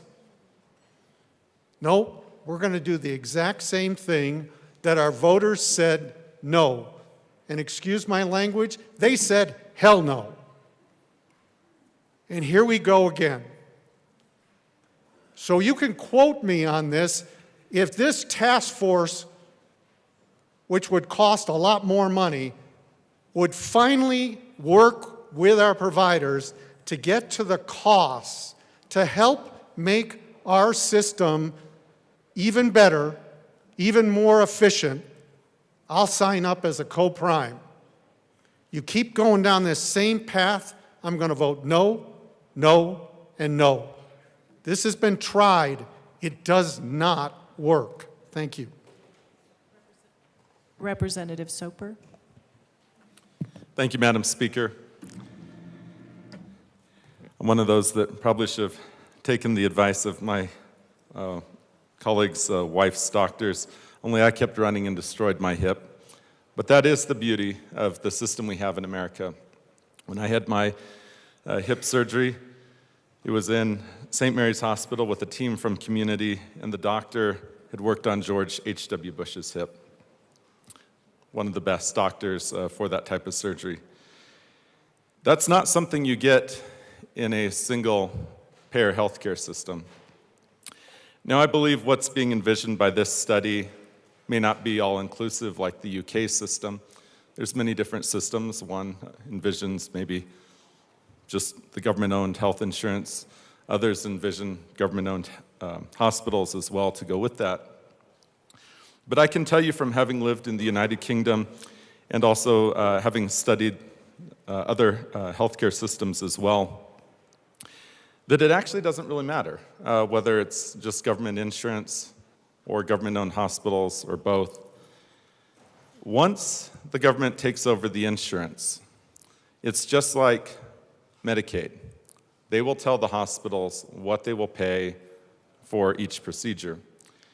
For those of you who are not in the medical industry, you may not realize that every little thing that's done in the hospital has to be assigned a code. And the code book is about this thick. It's about 4 inches thick. I have one that sits in my office. And it's just all these listing of numbers. And then you have to write down, there's usually 3 different categories on the level of severity for each little thing, whether it's a screw in a particular surgery, and the size of the screw, and the head on the screw, and then the severity of the patient. And that's how you get billed. And if you don't do each one of the codes right, you're not going to have a clean claim when it comes to being reimbursed from insurance. Only Medicaid will just tell you, whatever the commercial side will pay, we'll do 7 cents on the dollar. That's right now what is destroying healthcare, not just in rural Colorado where I see it every day, but also here in the Denver metro area. And places like Denver Health are also struggling with that. Anytime you get close to about 75% Medicaid, Medicare, that tends to be that tipping point. It's not a sustainable path from there forward for a hospital really to be able to survive without engaging in cost adjustments for commercial, where you're driving up the commercial rates in order to pay for that. Because of the driving up, I see why people would like to have a single-payer system. Insurance is costing more, and it feels like they're paying for less. But part of the problem here is the current government system we have with Medicaid and Medicare is not paying the true costs, not paying the actual cost to do the medical services. And we need to have that long, hard conversation of saying, okay, if we're going to have an indigent healthcare system, and also one for older Coloradans, then we actually need to pay providers what it costs for them to do a service. And then we wouldn't be having this conversation. We would be back to having that platinum healthcare that everyone talks about as being so great. I want to pivot and talk about the costs within this bill. So the study that was done in 2019 cost $100,000. The bill from last year, the fiscal note, had a $300,000 fiscal note. This bill has a $400,000 fiscal note, plus it's being envisioned that from the All-Payer Claims database, they're going to receive a scholarship for some of the data as well. I sit on that board. That's a very appropriate use of those dollars to be able to study. I have no problems with that scholarship, but that's not part of the $400,000 that's going to be given to the School of Public Health to engage in this study. I know inflation has really gone up. Hasn't gone up 400% in 5 years. It's not that bad yet. I do have problems with that level of inflation in the fiscal note. And I think all of us should say, no, we're definitely, if you're not going to follow the policy, that we should be putting more into Medicaid, and then we wouldn't need to even have this conversation on a study. If you reject that idea, at least maybe look at the fiscal side and say, 400% in 5 years, really? That's way too much. Let's send this bill back. Let's knock down the fiscal to be in line with what the study had been proposed for in different years, and I'd urge a no vote. Thank you. Representative Holtorf.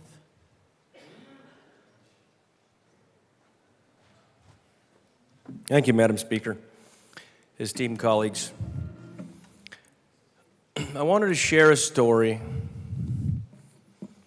about government health care and its inefficiencies. Now, this story harkens back to the late 60s in Europe, in the country of my birth, España. And Representative, I want to give you latitude here. Just remember to bring it back to the bill. Thank you. Thank you for your leadership.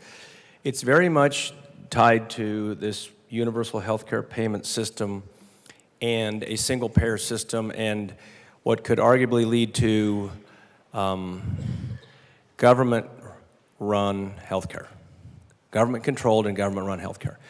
We know that government has a lot of touch points in health care, having served on the Health and Human Services Committee for many years. But there are some historical references that I think that bear mentioning, and I'll keep my comments brief.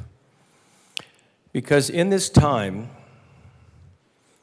in Spain, they had a government hospital controlled by the government, single-payer system. And you would go to the hospital, and it didn't matter if it was an emergency or an appointment. You would wait for hours and hours and hours, or days and days, and have to come back in a subsequent day. Now, the reason I know this is because my own mother, when she lived in this country, had an appendicitis attack. Appendicitis, I guess it's a really serious thing. She went the first day, was unable to be seen by a medical person. They told her to come back the next day. The lines were very long. She came back the next day, and she was arguably much worse. Waited all day, and then was told to come back the next day. My dear sweet mother didn't even know if she could make it back the third day. She thought she was going to die. She did go back the third day, but when she went back, she called some of her friends and said, if I don't get treatment, I'm going to die. I know I'm going to die. Now, women have this thing called intuition. It's a real thing, I guess. Guys don't have it. But women do.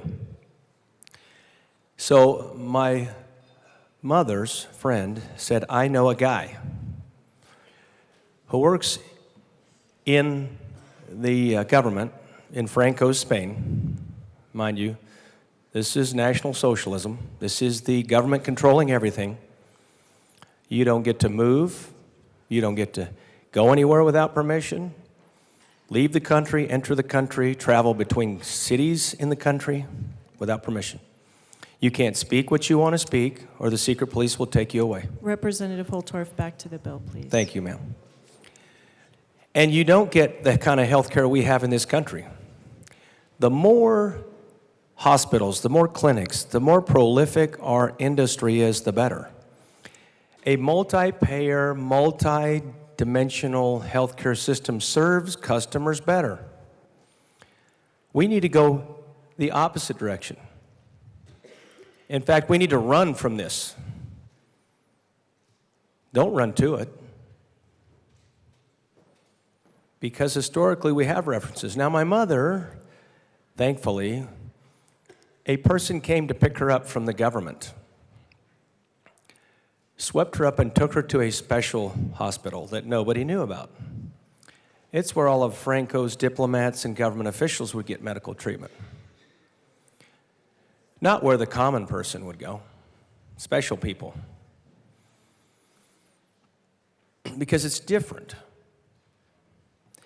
The point I'm trying to make, Madam Speaker, is with these type of systems, you open up the door for so much corruption. Now, did my family have to pay? Oh, yeah. They had to pay for that service. Or my mother was going to probably die. Did everybody know about it? No. Was it special? Yes. Was it unique? Yes. Because the government universal system didn't work. It was unresponsive. It was too bureaucratic. It was too slow. And arguably, people die. So when we want to do the study, I don't think we have to look very far. Now, with respect to the healthcare payment system, where the government's going to pay everything, they're going to set the prices and pay the prices. Do you think that the free market's going to respond to that well, ladies and gentlemen? Do you think that we're going to have more clinics, more hospitals, more outpatients, more emergency clinics? Oh, no. What you're going to walk yourself into, or back the truck into, as we say in the country, is a monolithic system, just like the one my mother experienced in 1967. Ladies and gentlemen, we don't need to relive history. Now, I agree we need to find solutions, but this is not the solution. So please vote no, because this is going to take us to a place, I feel, that will be a place that people have traveled before in history, and it's not been a good place to be. And it's antithetical to the American dream, the American experiment, to free enterprise, to capitalism, to free markets. There's a reason why doctors from all over the world want to come to the United States to practice medicine. From Africa, from the Middle East, from Lebanon. I talked to a Lebanese doctor one time. He was so glad to be in this country to practice medicine. He actually treated me. And he got away from the government medical system because there's no opportunity. There's too much controls. Everything's fixed. All the prices are fixed. Wages, salary, times, vacations, payments, treatments. This is not the direction we want to go. So please vote no. Representative Luck. Thank you, Madam Speaker. I noticed with us today there are a group of students in the gallery, and I just wanted to have a bit of leeway, Madam Speaker, and talk with them. Oh, yes. Thank you. So what you're witnessing right now is what we call third reading debate. It is the last opportunity we have to persuade each other of whether to push the green or the red button. We have green and red buttons here. The Senate, they don't. I think we're better. We're cooler. But I agree. We each get 10 minutes to come down and give our last impassioned plea on a particular bill. And customarily, the last one or two individuals you will hear up here at the podium are the people who are sponsoring the particular legislation we're voting on. And they will give counterpoints to all of the arguments that have been set forth in an encouragement to all of those who might have been persuaded to push the red button during the prior comments to solidify their green button push. And so I just wanted to point out a couple of things that you've heard that are likely to be responded to by the bill sponsors. Much of what has been discussed here is the merits of single-payer health care and whether or not we should have such a system. But the bill before us isn't actually that specific question. It's not a question of whether we should have it and this vote will enable that system to be established. What this bill does is commission a a study that in its full component is almost $500,000 of taxpayer dollars, and if you all work, your money, going to determine whether a single-payer healthcare system will actually work here in the state of Colorado. The first step under this bill is to identify a piece of draft legislation. By July of this year, if you have any touch with drafting anything, even just a good paper that is more than 2 or 3 pages long, you know it takes quite a bit of time to do research and to write that and to nuance that. And what this commission is looking to do is to get model legislation that we can implement by July. What that tells us is that that legislation has already been largely drafted, that it's already been determined what that will mean, what that will look like. And it will then go to a further layer of analysis to see if it will actually be implemented. Now, as students, you might say, that's great. We as a government should invest those dollars to make sure this works. We should make sure that we understand the full picture before proceeding further down the road. And I agree with you. I think that's absolutely what we should do on every issue. We should really analyze and inspect and know the details of such a thing. But for anyone who's been here for longer than a couple of months or years recognizes is that when a study is commissioned by the legislature, more often than not, the next step is the implementation of preconceived conclusions based off of what that study finds. So the arguments that have been presented thus far are arguments to the underlying merits of a universal healthcare system, because there is a recognition and a knowledge that if a study is commissioned for that purpose, that the next step, next year, we will likely have a bill before us that says, let's implement universal healthcare. So this is the stopgap if we don't want that particular system to be put into place. It's not just a study, it is a stopgap. You also heard from one of my colleagues about a particular line item, that of $3,300 going to pay for meetings. That actually has been taken out of the bill through subsequent amendments. But that colleague should not in any way find it concerning or embarrassing that was stated from this well, because so much happens so quickly in this place that it can be very hard to keep up with all of the different amendments and what that then does to the fiscal analysis. And so as you listen to us debate this matter, I strongly encourage you to not only hear what is being said word by word, but hear, underline, listen to what is being argued, and to yourself conclude whether or not it is an effective use of state dollars to study a matter that has been studied and implemented the world over multiple decades, and has been found to be unsuccessful. I, for one, can say it's unsuccessful because I've lived in 2 countries that has required this. I paid a whole lot of money in taxes in order not to get served. I think that the people of Colorado deserve better. Representative Lynch. Thank you, Madam Speaker. And to continue the lesson, we also didn't used to speak on thirds. So I'd just like to say this is a bad bill. Vote no. Representative Evans. Thank you, Madam Speaker. Colleagues, I think you all have heard my story about my kid a couple of times before. Just quick refresher. Every night, he's got to get an injection of a medication that's ounce for ounce more expensive than gold. And then every morning, he's got to have an inhaled steroid so that he can breathe throughout the day. So healthcare is really, really important to me because it's something that has a very present effect in our lives, and especially in my kid's life. And so when I read a piece of legislation like this, House Bill 241075, I have a very simple, I like to just be real simple. And whenever I look at legislation, I have a question that I ask myself, and it is, does it work? If it works, let's do it. But if it doesn't work, let's not do it. And colleagues, as I read this policy, I'm afraid it's not gonna work. Previous colleague mentioned this, but I think the crux and the end goal of this bill is found on pages 4 and 5.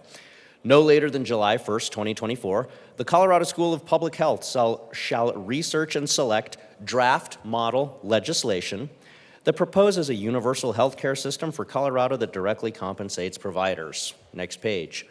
The draft model legislation must be created by a Colorado nonprofit organization that prioritizes a universal health care system that, and then you go on through the rest of the bill.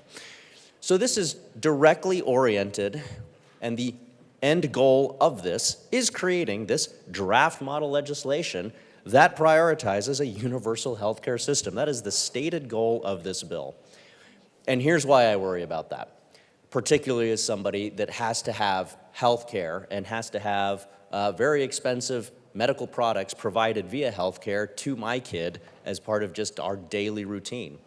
Because the last time that the government got involved in health care, it didn't really work out so good. State government has been involved in messing with healthcare in Colorado. The last time that this happened, and I'll just read you a couple of quotes here from the Denver Post. These plans, these state plans under the Colorado option, were not the least expensive plans. 85% of them were unable to meet the government's arbitrary 5% reduction in the first year. Few people and businesses bought these plans. Instead, they chose a private plan that was more affordable and better suited to their needs. So, whenever we have this conversation about government involvement in healthcare, I think the track record in Colorado is pretty clear. Doesn't work, didn't work the last time we meddled, made problems worse. I don't think this will work based on history. As someone who needs health care for his kid, I don't think this will work. I think this is a policy that takes us in the wrong direction. I urge a no. Representative Bottoms. Thank you, Madam Speaker. I do find it interesting that we've got a lot of people testifying about having been in the countries where socialized medicine, one-payer system is being implemented. But I know there are other people sitting in the House that have been from or interacted with countries that have the same thing. Maybe we could hear some stories on the other side of how good it is in some of these countries.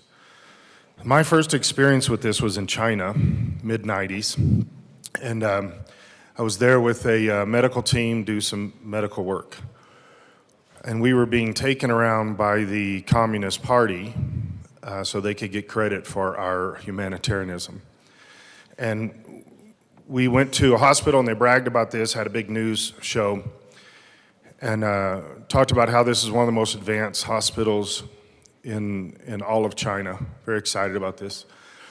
And I was doing some of the work with the doctors on the medical stuff, and I wandered off to just take some time. We were there 3 straight days.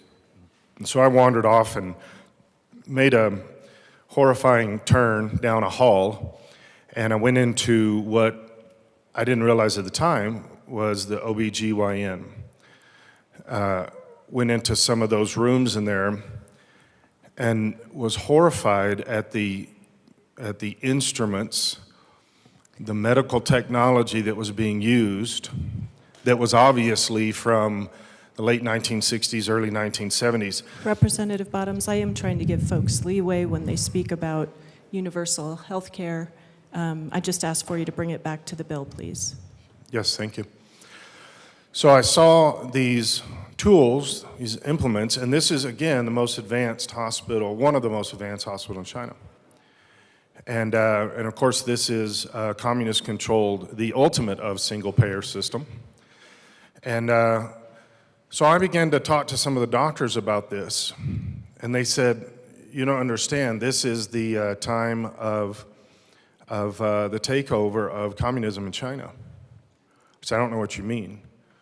The Great Revolution in China, that's when the last implements, the technology progressed. That's when those implements were state-of-the-art in those hospitals. Now, you're looking at 40 years, 50 years later, and they're still using the same stuff. Why? Single-payer mentality, government-controlled, socialist/communist mentality of healthcare. Right now, if we implement this bill, that it will eventually be, for the lesson for those whoever were listening, when you put a study like this, that's because the outcome is determined. If we implement that bill and we become a single-payer system in Colorado, we can look back 40 years later and realize that's when medical advancement stopped. That's when extra things that were added, like clinics and hospitals, stopped. That's when everything went downhill and stopped, because that's when it was no longer about somebody trying to do the very best they can and, yes, make money. But when the government takes over, it's the DMV, and the DMV will be handling your health. That's the mentality, and that's when it stopped in China. Same reason. Please vote no on this bill. Representative Hartsook. Good morning, Madam Speaker, and thank you. Good morning. Single-payer health care is an interesting topic. It's been around almost seems forever. Doesn't matter where you go in the world, you always have some government or some agency that wants to think they have a better idea. If you were listening last night, my story about my wife, she has traveled the world and seen multiple systems in multiple countries. That's part of her job as being the chief medical officer for the Colorado National Guard. And she'll come back and tell me about them. She'll tell me about where she's been, what she's seen, what goes on in a lot of countries. And we compare that with my deployments in the places I've seen and the other countries I've seen where this stuff has been at and where we've been stationed, which would include multiple countries in Europe, Korea, the Middle East, all over the place. Single-payer health care, when it comes down to government-run organizations, is neither efficient nor effective. It's not designed that way. It can't function that way. You look at here at the cost, you've heard several of my colleagues talk about the price tag that's up here, the studies, the cost of the 400K, and everything else. If this system is to be implemented, the state operates on a balanced budget. Here's the bottom line. You cannot have a single-payer health system without either raising taxes, changing the budget, or something. It simply isn't possible. Look at the VA. The VA has grown exponentially,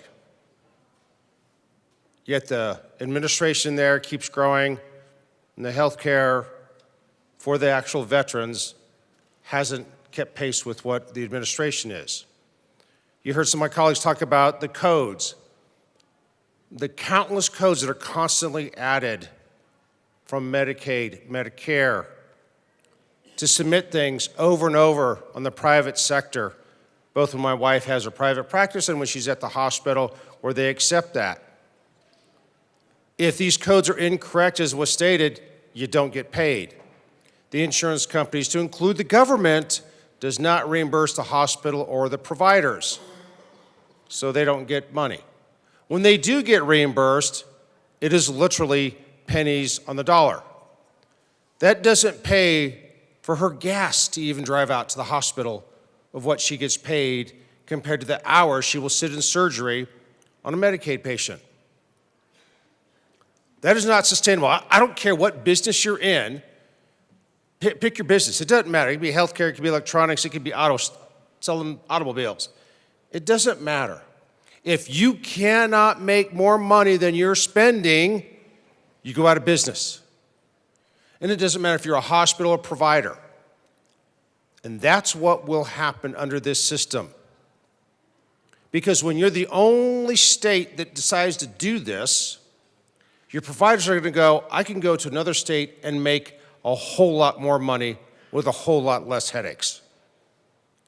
That will be the exodus of providers from this state. Doesn't matter what the provider does, but providers writ large will leave because they can make much more money with less headaches and less regulation in another state. We're already seeing some of that now just because of regulations. The more the government regulates, the more the government requires people to do things, they will move to the place that has less resistance because they want to make money. My wife has done a tremendous amount of pro bono work, a tremendous amount that she simply writes off when people come in, because if you accept, because she doesn't in private practice, but in the hospitals they have to, the Medicaid isn't worth it. She could write it off on her taxes more than if she were to pay for Medicaid. So figure it out yourself, do the math. Do you really think you're gonna be able to survive on those rates as a provider? Pay for your offices, pay for your assistants? That answer is no. So when the bill goes through, and when the legislation that follows it goes through, you can hearken back to this day and remember, we said no, and we told you what's going to happen. And you talk to the providers out there. Talk to the people at the Colorado Medical Society. Talk to pick your organization, I don't care. If you're the organization that's got the bulk of the providers doing the providing, they're going to leave because they can't make any money. And if they can't make any money and pay their bills, they certainly can't help you and me. I would urge you to vote no. Thank you. Assistant Minority Leader Winter. Thank you, Madam Speaker. My issue with this is the effects I think it'll have on rural Colorado. It always tends to be, like I say, the things that we pass here definitely have a harder hitting impact within my district. In the last 2 years, I've worked really hard trying to make it to where physicians' assistants can practice more in rural Colorado, and this year we're working on trying to make it opened up where we can get more of them to come into the state. I think that if anything, rural constituents will suffer more. It's harder and harder to attract doctors and physicians' assistants into rural Colorado. We even have the issue with veterinarians, getting even veterinarians into rural Colorado. It's tough on us to try to attract people into our district. There's not a whole lot of nightlife, not a whole lot of restaurants to eat at. Those things affect people's decisions. I mean, the amount of schools that we have, the health care that we have, those are all things that I think affect people's decisions when they're coming to look to service our communities. Like I said last year, there's one county that I have in my district that if it wasn't for a physician's assistant, they would only be able to see a doctor about every 2 weeks. And I definitely think that this single-payer health would put even more of a strain on rural Colorado. I think it would create less access to my constituents in rural Colorado. And it's just hard for me. I'm to the point where I'm just upsetting to see rural Colorado be the petri dish of what happens here and how it affects the constituents in my district. So for those reasons, I will have to be a no vote on this. I have to stand for my constituents. We already see what happens when a lot of this legislation is passed.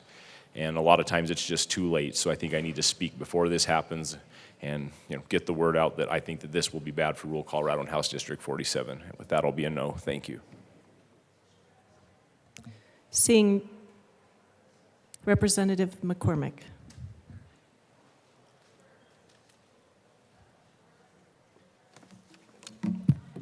Thank you, Madam Speaker. Thank you, colleagues, for even more discussion than we had on Saturday on this bill.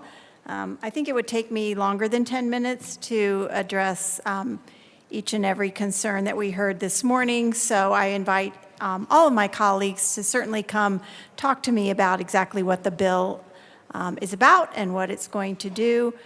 I want to at least let folks know many of the providers that are in support of finding out this information include many of our physician groups. The Academy of Family Physicians are for this data. The American Academy of Pediatrics are for getting this information. The Colorado Dental Association wants this data. The Colorado Nurses Association wants this data. Good Business Colorado is really behind this analysis because for business owners, this is really important to see if we can get business owners out from the middle between their employees and their health care. Pharmacy groups want this data. folks that are in a monitor position that are not opposed are the Colorado Hospital Association, and the Colorado Oral and Maxillofacial Surgeons are monitoring this bill. So the people of Colorado really do want answers, want this data. They continue to ask us for this. Remember, this is to analyze a universal payment system. It is not a public delivery of health care. It will be privately delivered just the way it is today. We heard lots of, I don't think this will work. And I challenge each and every one of us to actually find out. If all these fears are based in real data, let's let that data come forth, and then we can tell the people of Colorado, hey guys, this isn't gonna work. Let's not be afraid of obtaining information. I do encourage you to vote yes today, and I do have to ask permission to run a third reading amendment. Thank you, Representative McCormick.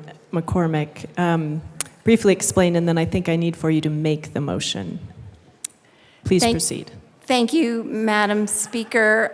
This amendment is because we did take a amendment on the Committee of the Whole report with a request from our colleague from Douglas County on Saturday, and because of that, we have to fix the numbering and lines in the bill. So it is a technical amendment. I move L01. I need permission, right? There we go. I'm asking for permission, please. Members, the request before us is for permission to run a third reading amendment on House Bill 1075. Mr. Schiebel, please open the machine and members proceed to vote. Representative English, how do you vote?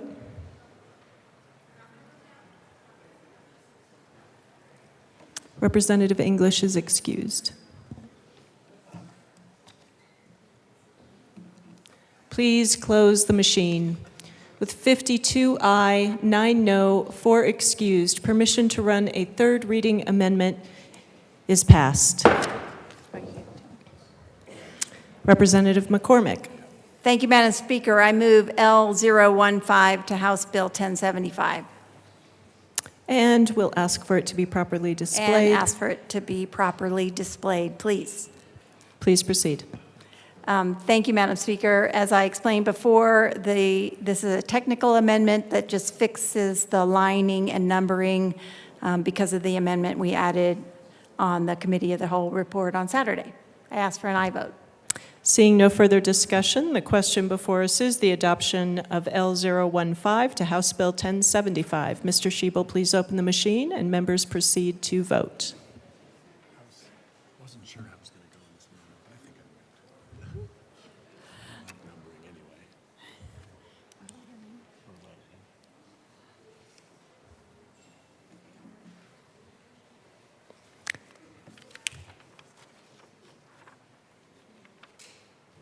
Please close the machine. With 59 aye, 2 no, 4 excused, Amendment L015 is adopted.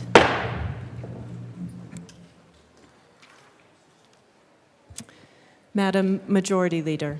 Thank you, Madam Speaker. I'd like to move House Bill 1075 as amended on third reading and final passage. Members, the motion before us is the adoption of House Bill 1075 as amended on third reading, final passage. Mr. Schiebel, please open the machine and members proceed to vote.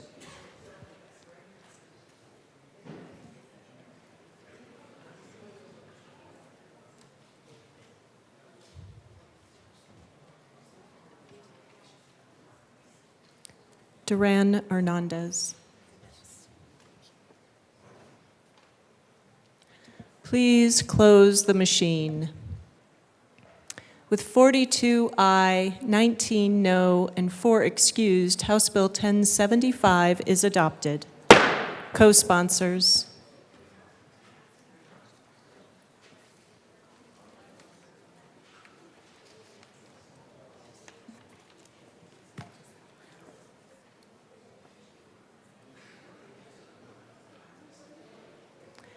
Please close the machine.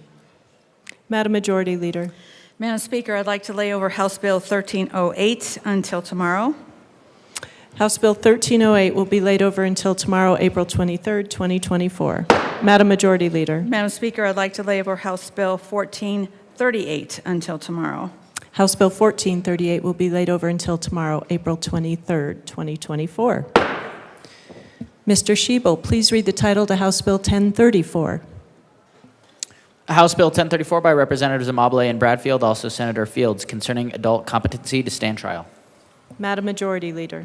Madam Speaker, I move House Bill 1034 on third reading and final passage. The motion before us is the adoption of House Bill 1034 on third reading, final passage. Mr. Schiebel, please open the machine, and members proceed to vote.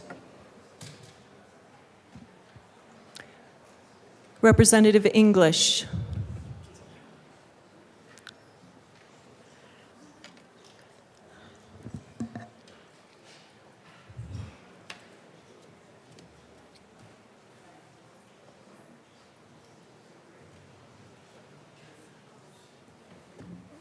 Are you okay? Bacon, Evans, Hartsook, Luck, and Lynch. Please close the machine. With 52 aye, 9 no, 4 excused, House Bill 1034 is adopted. Co-sponsors.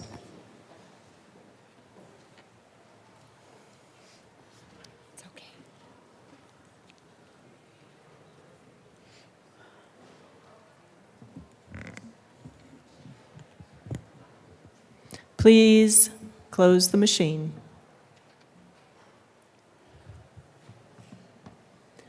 Mr. Schiebel, please read the title to House Bill 1450. House Bill 1450 by Representatives Soper and Weissman, also Senators Gonzalez and Gardner, concerning the non-substantive revision of statutes in the Colorado Revised Statutes and as amended and in connection therewith, amending or repealing obsolete, imperfect, or inoperative law to preserve the legislative intent, effect, and meaning of the law. Madam Majority Leader. Madam Speaker, I move House Bill 1450 on third reading and final passage. Representative Luck. Thank you, Madam Speaker. So what is the difference between a cat and a comma? A cat has claws at the end of its paws, but a comma has a pause at the end of its claws. Is a clause, yeah. Anyways, I come down here just in honest and earnest to thank whoever's listening in the basement who's worked on this. It's tedious work, and yet it saves, in my estimation, in my experience, clients a lot of money when lawyers don't have to try to argue over punctuation and what things mean or what is actually encapsulated because a reference is wrong. And so I just want to thank our OLS staff and everyone who works on this because grammar matters. Thank you, Representative Luck. Always good to start with a joke, reviser's joke. Seeing no further discussion, the motion before us is the adoption of House Bill 1450 on third reading, final passage. Mr. Schiebel, please open the machine and members proceed to vote.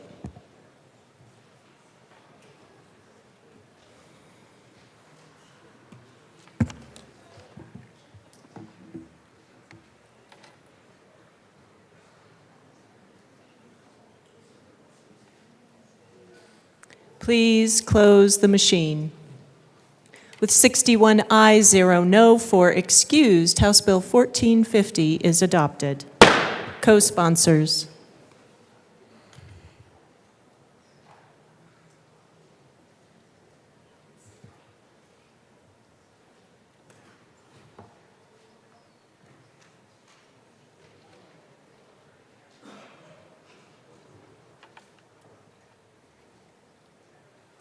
Please close the machine.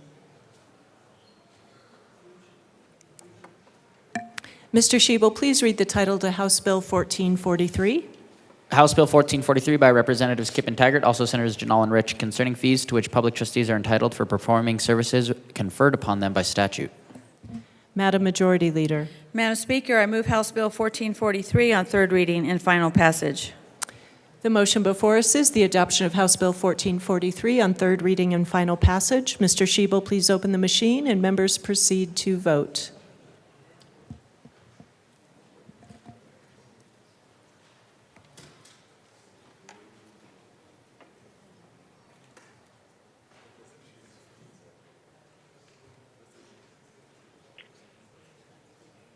Representative English, how do you vote? Yes. Representative English votes yes. Please close the machine.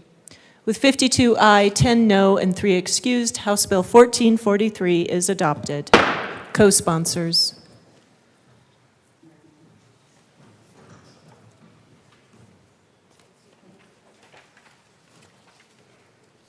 Please close the machine. Mr. Shebel, please read the title to House Bill 1063. House Bill 1063 by Representatives Young and Garcia, also Senator Kolker, concerning addressing the effect of abbreviated school days on children with disabilities in public schools and in connection therewith making an appropriation. Madam Majority Leader. Madam Speaker, I move House Bill 1063 on third reading and final passage. The motion before us is the adoption of House Bill 1063 on third reading, final passage. Mr. Shebel, please open the machine and members proceed to vote. Representative English, how do you vote? Yes. Representative English votes yes.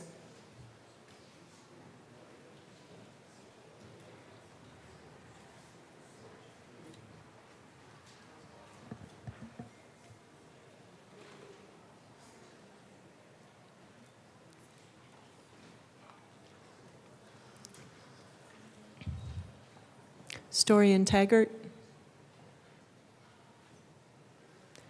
Please close the machine. With 47 aye, 15 no, and 3 excused, House Bill 1063 is adopted. Co-sponsors.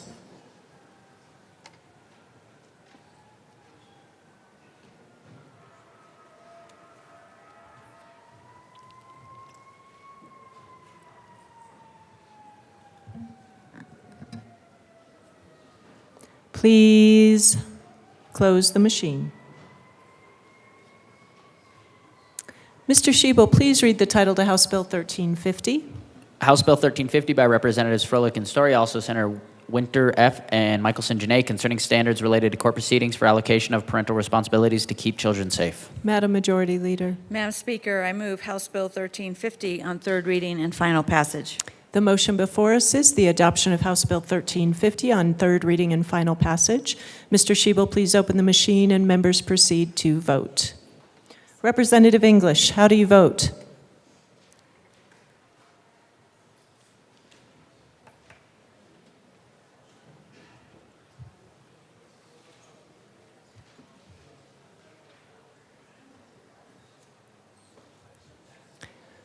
Representative English, how do you vote?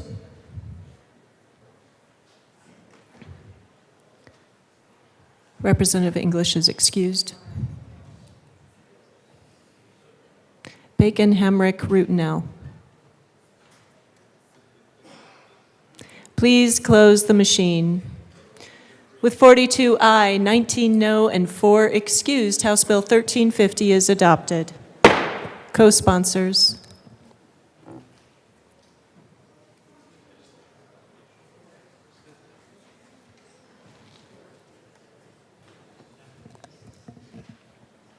Please close the machine.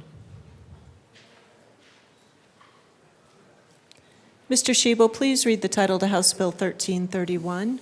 House Bill 1331 by Representatives Taggart and Bacon, also Senators Kirkmeyer and Bridges, concerning the creation of a grant program for eligible nonprofit organizations to provide out-of-school time programs to students and in connection therewith making an appropriation.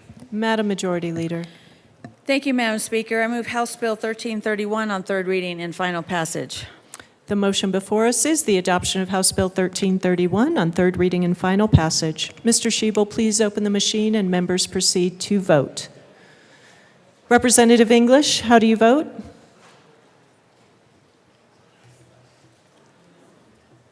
Yes. Representative English votes yes.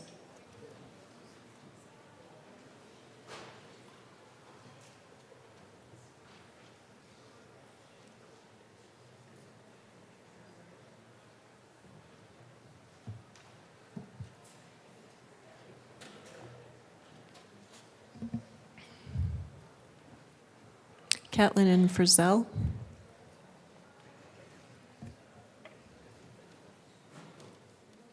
Please close the machine. With 53 aye, 9 no, 3 excused, House Bill 1331 is adopted. Co-sponsors.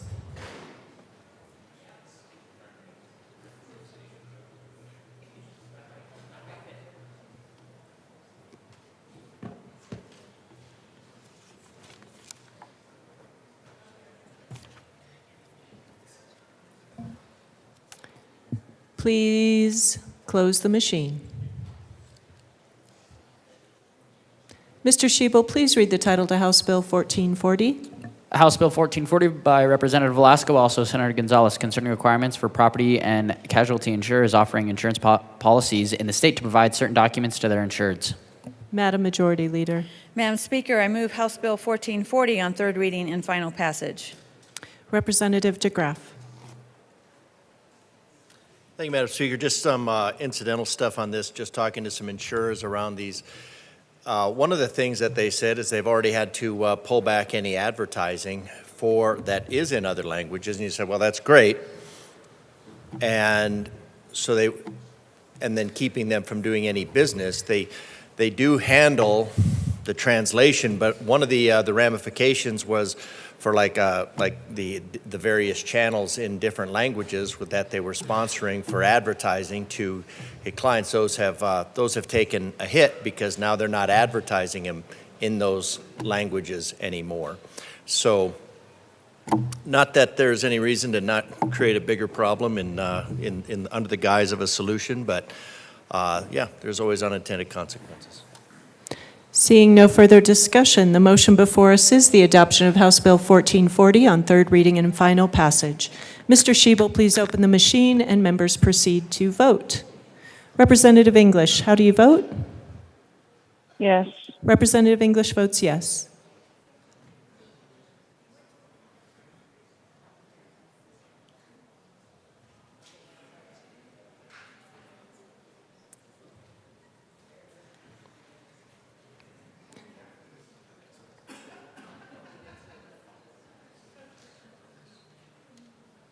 Please close the machine.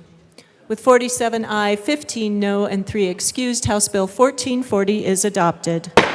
Co-sponsors.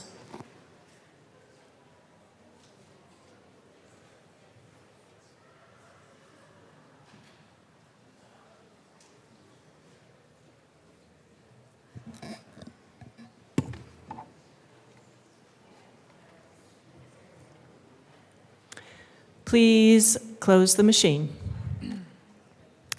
Mr. Shebel, please read the title to Senate Bill 19.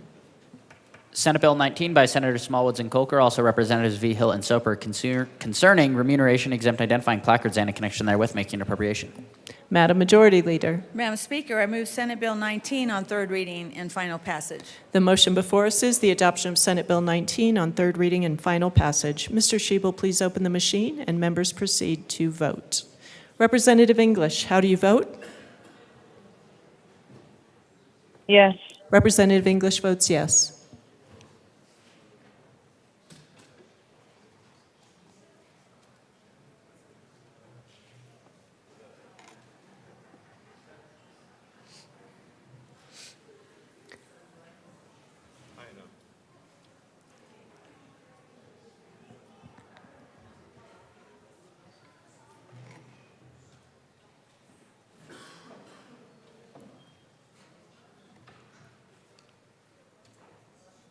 Please close the machine.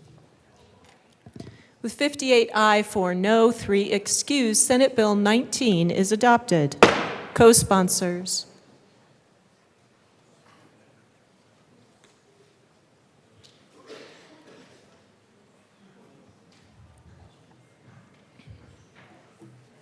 Please close the machine. Mr. Shebel, please read the title to House Bill 1322. House Bill 1322 by Representatives Brown and Byrd, also Senators Kirkmeyer and Rodriguez, concerning the Department of Healthcare Policy and Financing conducting a feasibility study to determine whether to seek federal authorization to provide services that address Medicaid members' health-related social needs and in connection therewith making an appropriation. Madam Majority Leader. Madam Speaker, I move House Bill 1322 on third reading and final passage. The motion before us is the adoption of House Bill 1322 on third reading and final passage. Mr. Shebel, please open the machine and members proceed to vote. Representative English, how do you vote?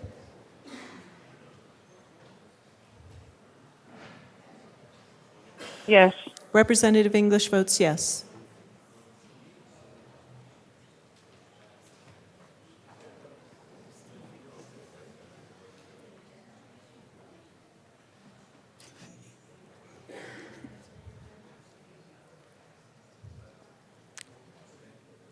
Bradley. Please close the machine. With 45 ayes, 17 no, and 3 excused, House Bill 1322 is adopted. Co-sponsors.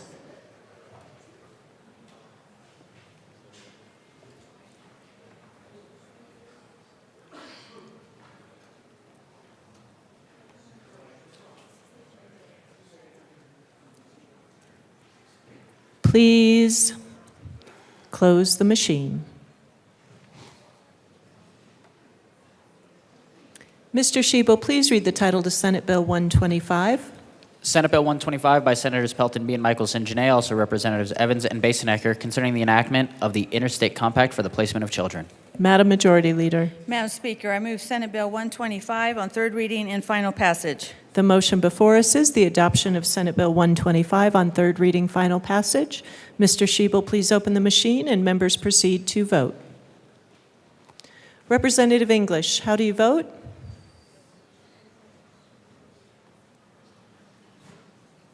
Yes. Representative English votes yes.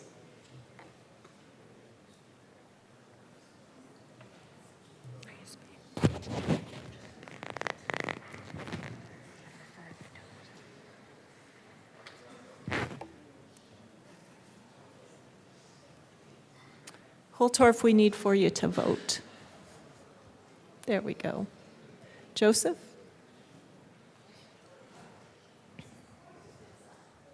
Please close the machine. With 57 aye, 5 no, and 3 excused, Senate Bill 125 is adopted. Co-sponsors.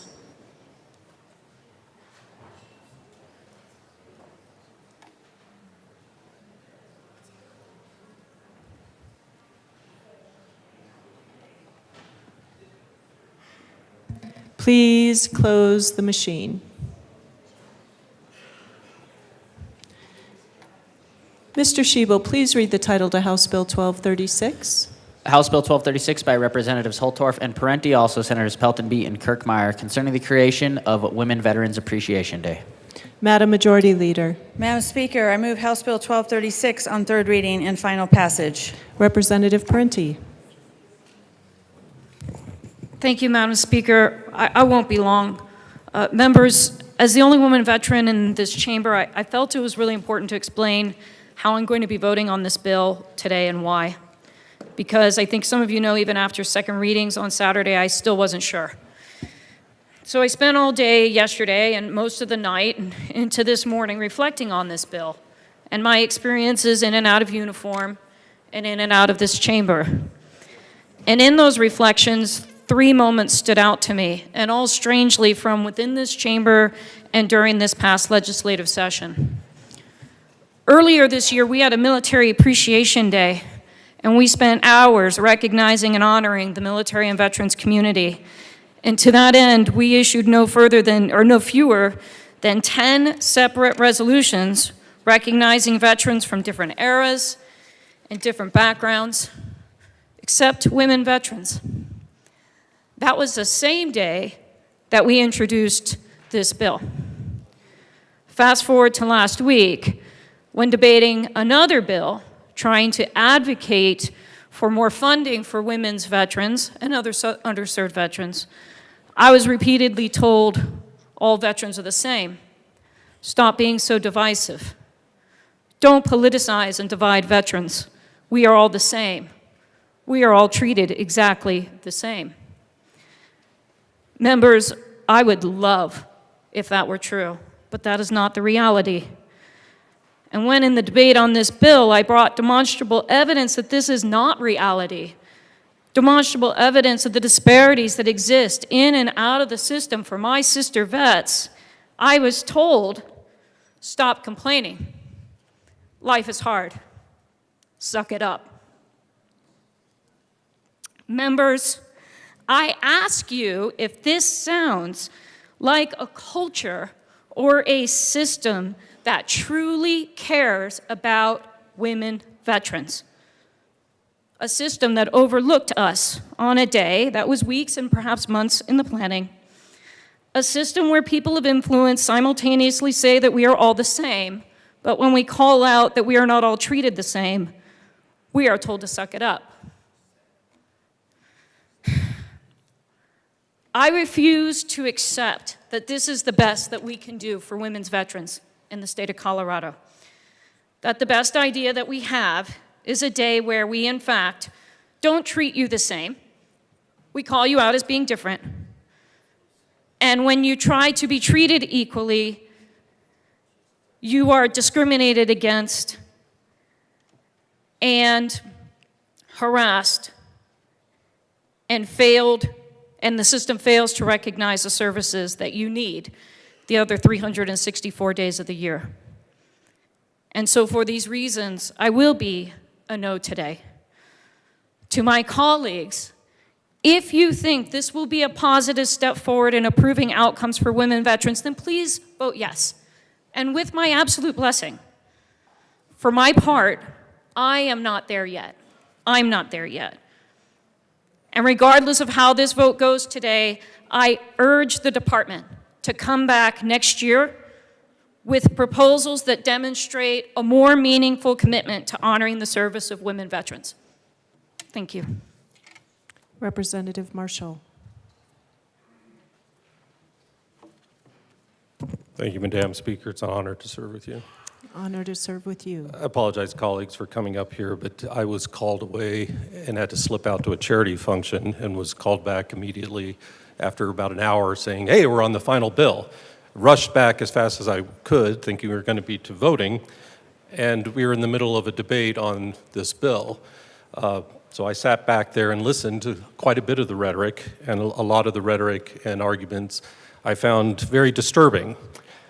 I had serious concerns on some of the verbiage in the bill and in the grant program that was tied to it, but we were told basically that only certain voices mattered.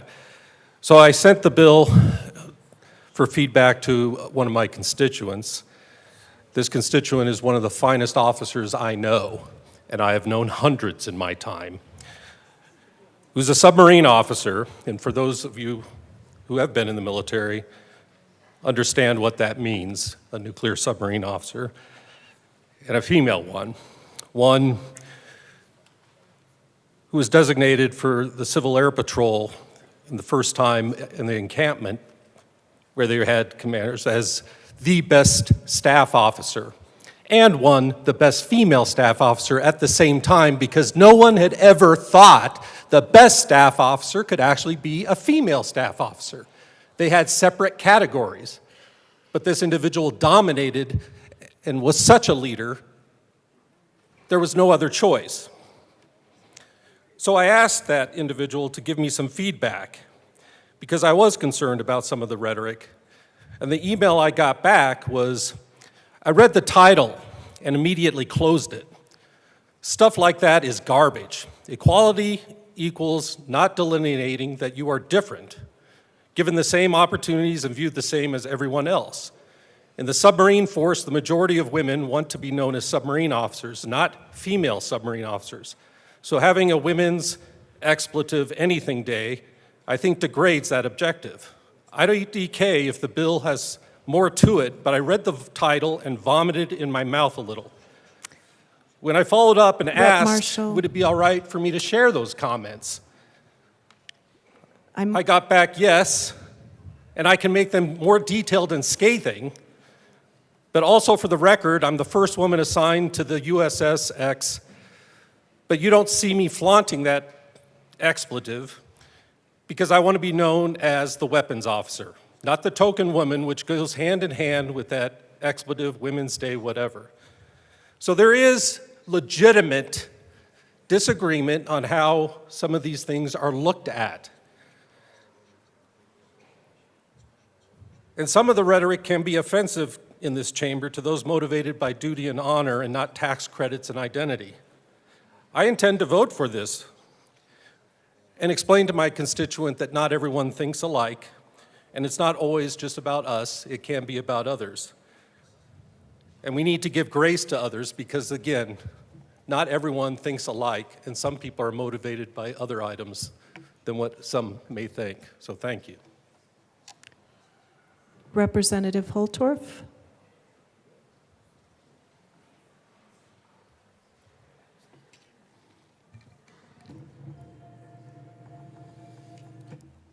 Madam Speaker, ladies and gentlemen of the chamber, the intent of this bill is to lift up women and recognize their unique contributions of service. That is why I was proud to, in a bipartisan manner, bring this bill forth. That is, I think, an opportunity that we should support. When I stood in the annual meeting of the Colorado Women's Veterans Association, over 100 women veterans from all branches of service, very unique in their contributions, all with enormous challenges just to serve. The story of the first Thunderbird pilot is an amazing story of uplifting women in service. I am very proud to be here today before all of you sponsoring this bill. I want to do everything I can to appreciate. Look at the operative word. Now, this is a country boy from eastern Colorado that didn't get an A in English. The operative word is appreciation. If we cannot just rally around appreciation, everything else aside, that's all I seek to do, and I humbly and respectfully ask for a yes vote so we can uplift the women veterans around us, regardless of the many challenges and adversities that they have faced during service and still face after service, which we arguably all do. So thank you for your attention, and I really am excited about uplifting women today. Thank you. Representative Hartsook. Thank you, Madam Speaker. So you heard my story yesterday. I had my wife listen to all the testimony, or not yesterday, whatever today is. Saturday, I'm sorry, it's confusing. Saturday. I had her listen to it yesterday morning when we were sitting there on her iPad. She went through the list of the testimony, and she listened to what was said before, what I said, what was said afterwards. And she's like, no, I have stood by my wife this entire time and supported through everything that you heard me talk about. Today's a no vote for me, it's a no vote for her. Thank you. Representative Herod. Thank you, Madam Speaker. I rise in support of this bill, and I want to tell you all why. As many of you all know, my mom was an officer in the armed forces, and it was, as a black woman serving as oftentimes one of the highest ranking officers on any military base that she served at, it was extremely difficult for her as a woman in the position that she was in. The experience that military officers face as women are very different, as was acknowledged by the bill sponsor. But as a child, I want to tell you about my experience. I remember distinctly how much pride I had in my mom every day she put on that uniform and went to work. Taking off her pins and getting her undressed was one of the best times that we had growing up. We often had Whitney Houston playing in the soundtrack, in the background. And I remember one day going to the commissary with my mom. It was me and my brother. And we were walking into the commissary. Some of you all have heard this story. And as custom when someone who was enlisted or other folks would walk by her, they would salute her. But this day was different. Instead of saluting my mom, this white male enlisted man spit on my mom in front of me and my brother. He disrespected her in such a way that she did not deserve to be in the uniform. She did not deserve her rank. And in a way that so disrespected her that she was in almost tears in front of me and my brother. But she refused to let that man stop her and disgrace her so much that she would react or respond in a way that was beneath her rank. Very clearly, no man, especially a white man, has experienced that. She was also called the N-word in front of me and my brother by that man's spouse. These are the types of experiences that women and women of color do experience in the armed forces. Instead of responding, though, she went to that man's commanding officer, as was appropriate, and there were repercussions for his actions. We asked her why she didn't do anything or speak up, and she said, because sometimes the best thing is to follow rank. That's the military way. And while I may not have understood what happened in that moment, I respect every single day the choice that she made to ensure that me and my brother were safe and that she was able to continue on in her career and retire honorably out of the armed forces. This bill does not separate women from men in the military. What it does do is it says that we have to acknowledge and honor that the experiences are different and that we have more work to do. As a Black woman, I am often asked why we need a Black caucus, why we need a Black History Month, why aren't we just the same as any other American or any other caucus member? And there is a reason for that. And it's not because we are any less than, it's because we deserve more. We deserve to be treated better. And these types of bills and these types of days acknowledge that we have not done it yet. Members, I understand the trauma and the reason why some people, especially officers in the military and military women, do not want to be singled out. But I also understand where that comes from. It is dangerous, it is scary, and it is full of retaliation. But we must stand up for our military women who have fought for this country and whose experiences, yes, are very different. Do I believe that we should have Veterans Days for other people in the military who are treated differently, especially protected groups? Yes. But that doesn't stop this bill from moving forward. We know that the women in the military have not been treated the same as the men. We know that there are higher rates of discrimination, of mental health issues, of depression. We know that we had to fight for women to have things like maternity leave. And we still have those fights. We have to fight for women in the military to be able to fight still. That's why we deserve to honor this day. I too spoke to a military officer about this bill, both my mother and my brother. And they say absolutely. And I know that on this day, when we honor them, I will choose to honor my mother, my aunt, and so many other women who have stood up in the armed forces and said, I will serve, I will serve, I will serve alongside of you. But I will also stand with them to say that you and all women who are serving deserve to be treated better. I ask for a yes vote. Representative Ortiz. I really didn't want to have to go after that. I roll in support of this bill, but I want to lead with a quote that's kind of been guiding the end of my time here, is be curious, not judgmental. Because when somebody stands by their convictions, and I respect my colleague that came up here, and said that she was going to vote no on this bill, what she's saying is not wrong. That we don't do enough for our sister veterans and our sister service members, for that matter. And I'll own a part of that. I've been in this chamber for going on 4 years now. So if I, as a brother veteran, have not done enough for my sister veterans, I will own my part in that. I will absolutely own my part on that.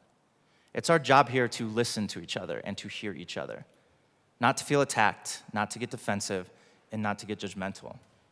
We are failing women in this country when it comes to military service. The rapes, or the rape, sexual harassment, the rates, lower rates of promotion, representation, that is a problem that needs to be addressed. And it doesn't stop just because they're done with their service. The rates that they utilize, their benefits, utilize the services that veteran service organizations offer out there, nonprofits, are lower for women and LGBTQ veterans and Black and brown veterans. We have to do better. So, having been curious, I hear my colleague. I understand why she's taking this stand, and I respect her for it. We have to do better. That being said, I also understand the power of having days where you recognize these different groups and these different individuals. Disability Rights Advocacy Day is one of my favorite days here. And I think you guys have seen the change in it over the years and the power that it's garnered. I want to see something like that for our sister veterans, because that's how we elevate our issues. That's how those that might not have understood the problem can begin to understand it and begin to work together to craft solutions. So vote your conscience. Understand that we do need to do more for our sister service members and sister veterans. I will be a yes today. Representative Bradley. Thank you, Madam Speaker. I heard this bill in State Affairs, and it opened my eyes quite a bit. I have a ton of male veterans in my family, grandfathers, my dad, my husband's father. Unfortunately, we don't have any female veterans, so I did not understand the discrepancies that women who are veterans go through, and it was eye-opening. I wrote 2 pages of notes in that committee. I just want to highlight a couple of them. Sheila, who's on the Colorado Board of Colorado Veterans Affairs, served 32 years in the Marines, said 1.9 million women veterans in our state, or in our country, 600,000 get veteran care, 20,000 who do not get VA benefits just here alone in Colorado. They are not included in a resolution for veterans as women, so we don't include them in that veterans event. Amy, who is an Air Force veteran, said there's a highest rate of suicide because female veterans are lonely and do not know where they fit in. Paula, who's president of the Marine Association of Colorado, said that we need to let them know they feel worthy and to ask for help and that they're valued. The world has changed. We have an increased number of female vets, but it hasn't changed to accommodate them. On and on and on. We heard statistics that women face increased rate of homelessness because of disabilities and PTSD. They are 3 times the rate of males. 60% of veteran grants do not give women with children help with homelessness. 3 times the rate of PTSD versus their male counterparts. 6 times the rate die by suicide versus men. Females' needs are not being met. 25% are harassed at VA medical clinics. 1 in 3 VA hospitals don't even have OBGYN care. 1 in 3 VA hospitals don't have OBGYN care. That's wild to me. They're denied access to shelters for women with kids. They're denied access to help for sexual assault. So having a Veterans Appreciation Day for women can raise these awarenesses. And I'm a little torn on this too, because then do we open it up and we start having Veterans Day for everybody? But for this, I think we do. At least 28 states, including the District of Columbia and Puerto Rico, have enacted legislation to establish a female veteran program. Today, women are the fastest growing demographic in the U.S. military, making up 1 out of every 10 veterans, and we have 2 hospitals in the state that does not even offer OBGYN care. It's pretty disappointing. I will always stand for women. I think everyone in this house knows that. We should stand and support our women veterans. Thank you. Seeing no further discussion, the motion before us is the adoption of House Bill 1236 on third reading and final passage. Mr. Shebel, please open the machine and members proceed to vote. Representative English, how do you vote? Yes. Representative English votes yes.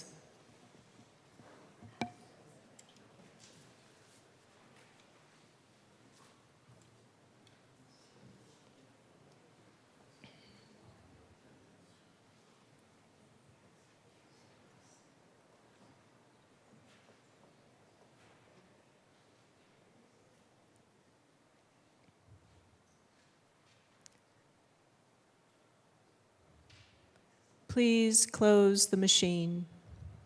With 40 aye, 22 no, and 3 excused, House Bill 1236 is adopted. Co-sponsors. Representative Parenti. Thank you, Madam Speaker. I think it's appropriate that I ask to be removed from the bill. Thank you. At the sponsor's request, Representative Parenti will be removed as a prime sponsor.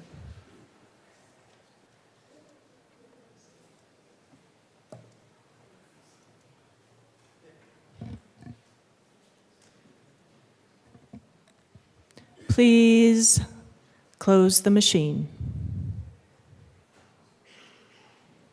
Madam Majority Leader. Thank you, Madam Speaker. I move to proceed out of order for consideration of conference committee reports. Seeing no objection, we will proceed out of order for consideration of conference committee reports. Representative Byrd. Mr. Shebel, please read the title to House Bill 1413. House Bill 1413 by Representatives Byrd and Taggart, also Senators Kirkmeyer and Bridges, concerning transfers from funds that include severance tax revenue and in connection therewith making an appropriation. Representative Byrd. Thank you, Madam Speaker. I move for the adoption of the first report of the first conference committee on House Bill 241413. Please proceed. Okay, so committee, our good colleagues in the Senate wanted to spend more money in this bill, and we told them no because we are the responsible chamber. They wanted to sweep an additional $300,000 out of the severance tax perpetual base fund. So they have agreed to be a little bit more thoughtful and cost conscious. So we've decided to come back to what we approved here in the House, and I ask for your yes vote. Seeing no further discussion, the motion before us is the adoption of the first report of the first conference committee of House Bill 1413. Mr. Shebel, please open the machine and members proceed to vote. Representative English, how do you vote?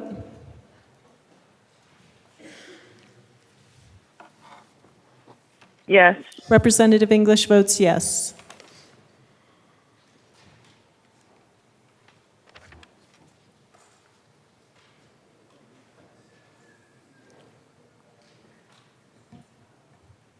Please close the machine. With 49 aye, 13 no, and 3 excused, the motion to adopt the first report of the first conference committee to House Bill 1413 is adopted. Madam Majority Leader. Madam Speaker, I move for the repassage of House Bill 1413 as amended by the conference committee report. The motion before us is the repassage of House Bill 1413 as amended. Mr. Shebel, please open the machine and members proceed to vote. Representative English, how do you vote?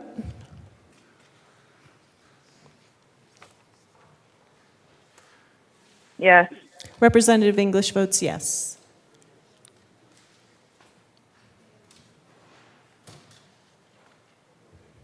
Please close the machine. With 45 ayes, 17 no, and 3 excused, House Bill 1413 as amended is repassed.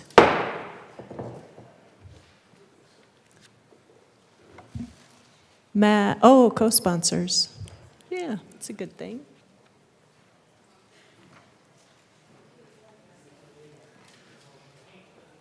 Please close the machine.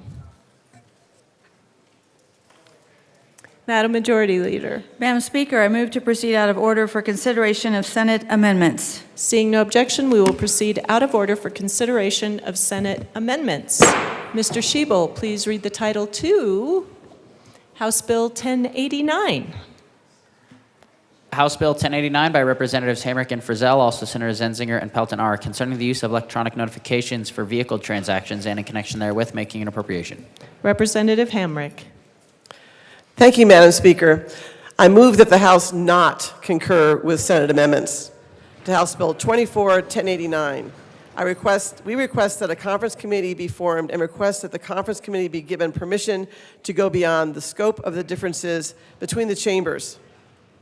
Please proceed. Representative Frizzell.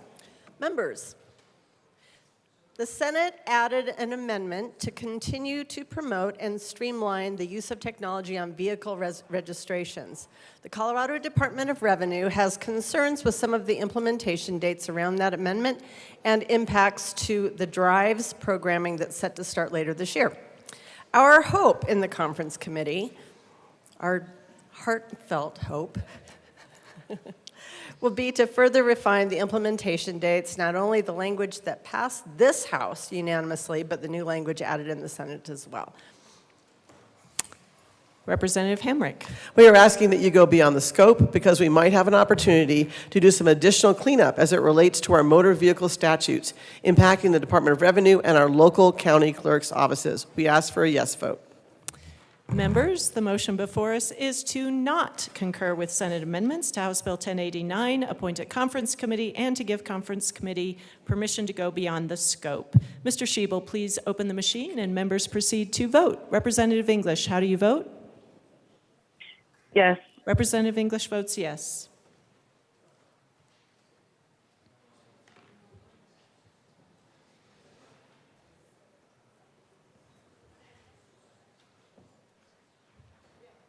Please close the machine. With 62 ayes, 0 no, 3 excused, the motion is adopted.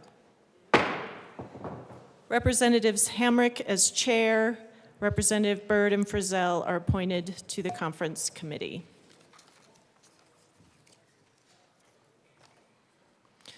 Mr. Schiebel, please read the title to House Bill 1021. House Bill 1021 by Representative Lindsay, also Senators Winter F. and Priola, concerning the training of individuals to drive motor vehicles. Representative Lindsay. Thank you, Madam Speaker. I handed my bill baby over to a colleague in the red room about training kids before they get in cars and go zoom zoom. And on this, we all could agree it is our job to do whatever we can to improve safety. Therefore, I move the House concur with Senate amendments for HB 1021.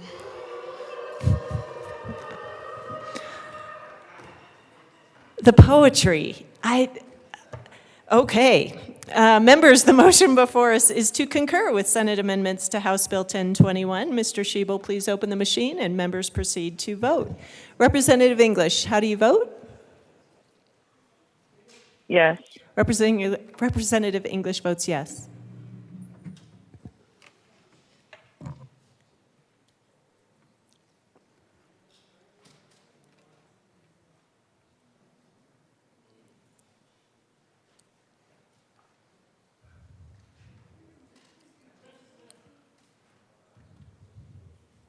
Puglisi.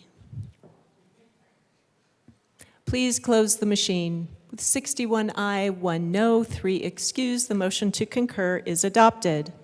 Madam Majority Leader. Madam Speaker, I move for the repassage of House Bill 1021 as amended. The motion before us is the repassage of House Bill 1021 as amended. Mr. Schiebel, please open the machine and members proceed to vote. Representative English, how do you vote? Yes. Representative English votes yes.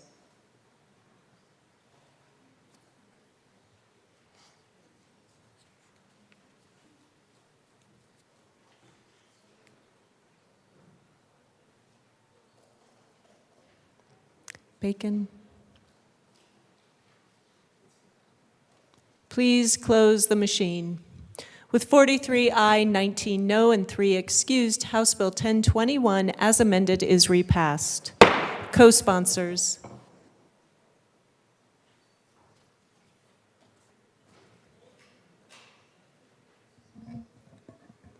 Please close the machine.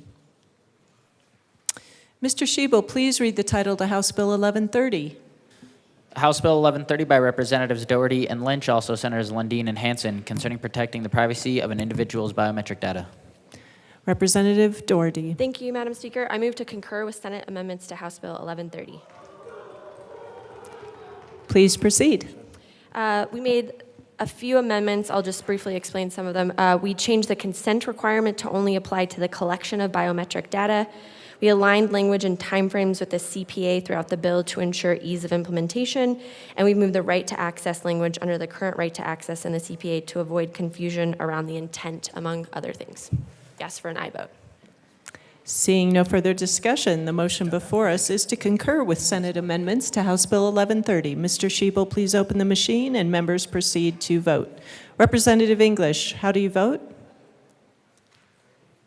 Yes. Representative English votes yes.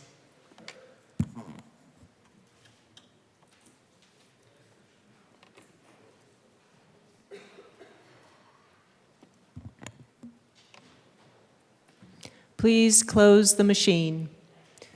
With 60 aye, 2 no, and 3 excused, the motion to concur is adopted. Madam Majority Leader. Madam Speaker, I move for the repassage of House Bill 1130 as amended. The motion before us is the repassage of House Bill 1130 as amended. Mr. Schiebel, please open the machine and members proceed to vote. Representative English, how do you vote? Yes. Representative English votes yes.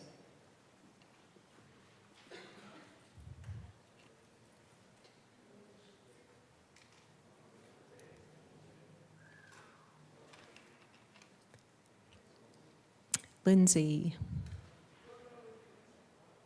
Please close the machine. With 62 ayes, 0 no, 3 excused, House Bill 1130 as amended is repassed. Co-sponsors.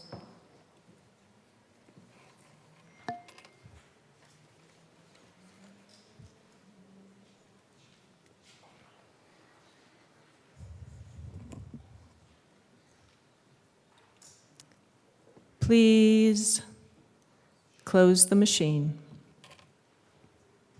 Madam Majority Leader. Madam Speaker, I move to lay over the balance of the calendar to Tuesday, April 23rd, 2024. Seeing no objection, the balance of the calendar will be laid over until Tuesday, April 23rd, 2024. Minority Leader Puglisi. Thank you, Madam Speaker. I respectfully ask for a moment of personal privilege. So approved. Thank you, Madam Speaker. Members, and I think you can sit. Members, words matter, and words matter to us too. We were provided by House leadership a list of words that are offensive to the majority around illegal immigration. Our colleague from Loveland tried to tell his own personal story using some of these words as they were his words, and he was shut down. These words are used by the press, and my colleague from Fort Lupton quoted some news articles, and he was shut down. These words are in federal statutes, and yet we were shut down. We have the right to represent our constituents, which are about half of this state. The voters of Colorado want us to have this uncomfortable conversation. Colorado Polling Institute poll clearly states that illegal immigration is one of the top issues for Coloradans. The founding of this country was based on hard conversations. Free speech is free speech for all of us in this chamber. Today we stand together to say that the minority being silenced and censored in this chamber is against the values we hold dear as Americans and as Coloradans. This isn't the first time we've been up here advocating for our voices to be heard. We do hope today will be the last. We demand that the majority stop silencing our voices and the voices of our constituents. We will continue to call out these injustices to us. It is simply wrong.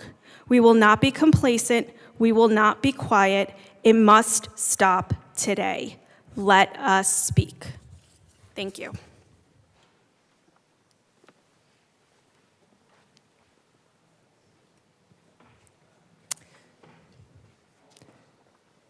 Members, I want to briefly respond and offer that, as I have said before, I am committed to a fair shake for all members, for bills to receive a fair hearing and a fair process. Part of that is allowing free speech. What we have also been committed to this session is ensuring that we engage in debate with civility and respect for one another and those that we serve. And it is in that commitment to decorum within the chamber that we have worked to better understand one another, both this side of the aisle and this side of the aisle, to try and hear how can we better speak to one another, hear one another in a respectful and civil way.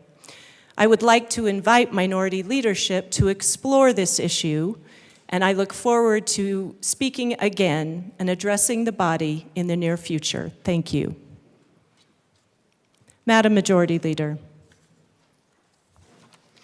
Thank you, Madam Speaker. I move that the House stand in recess until later today. Seeing no objection, the House will stand in recess until later today.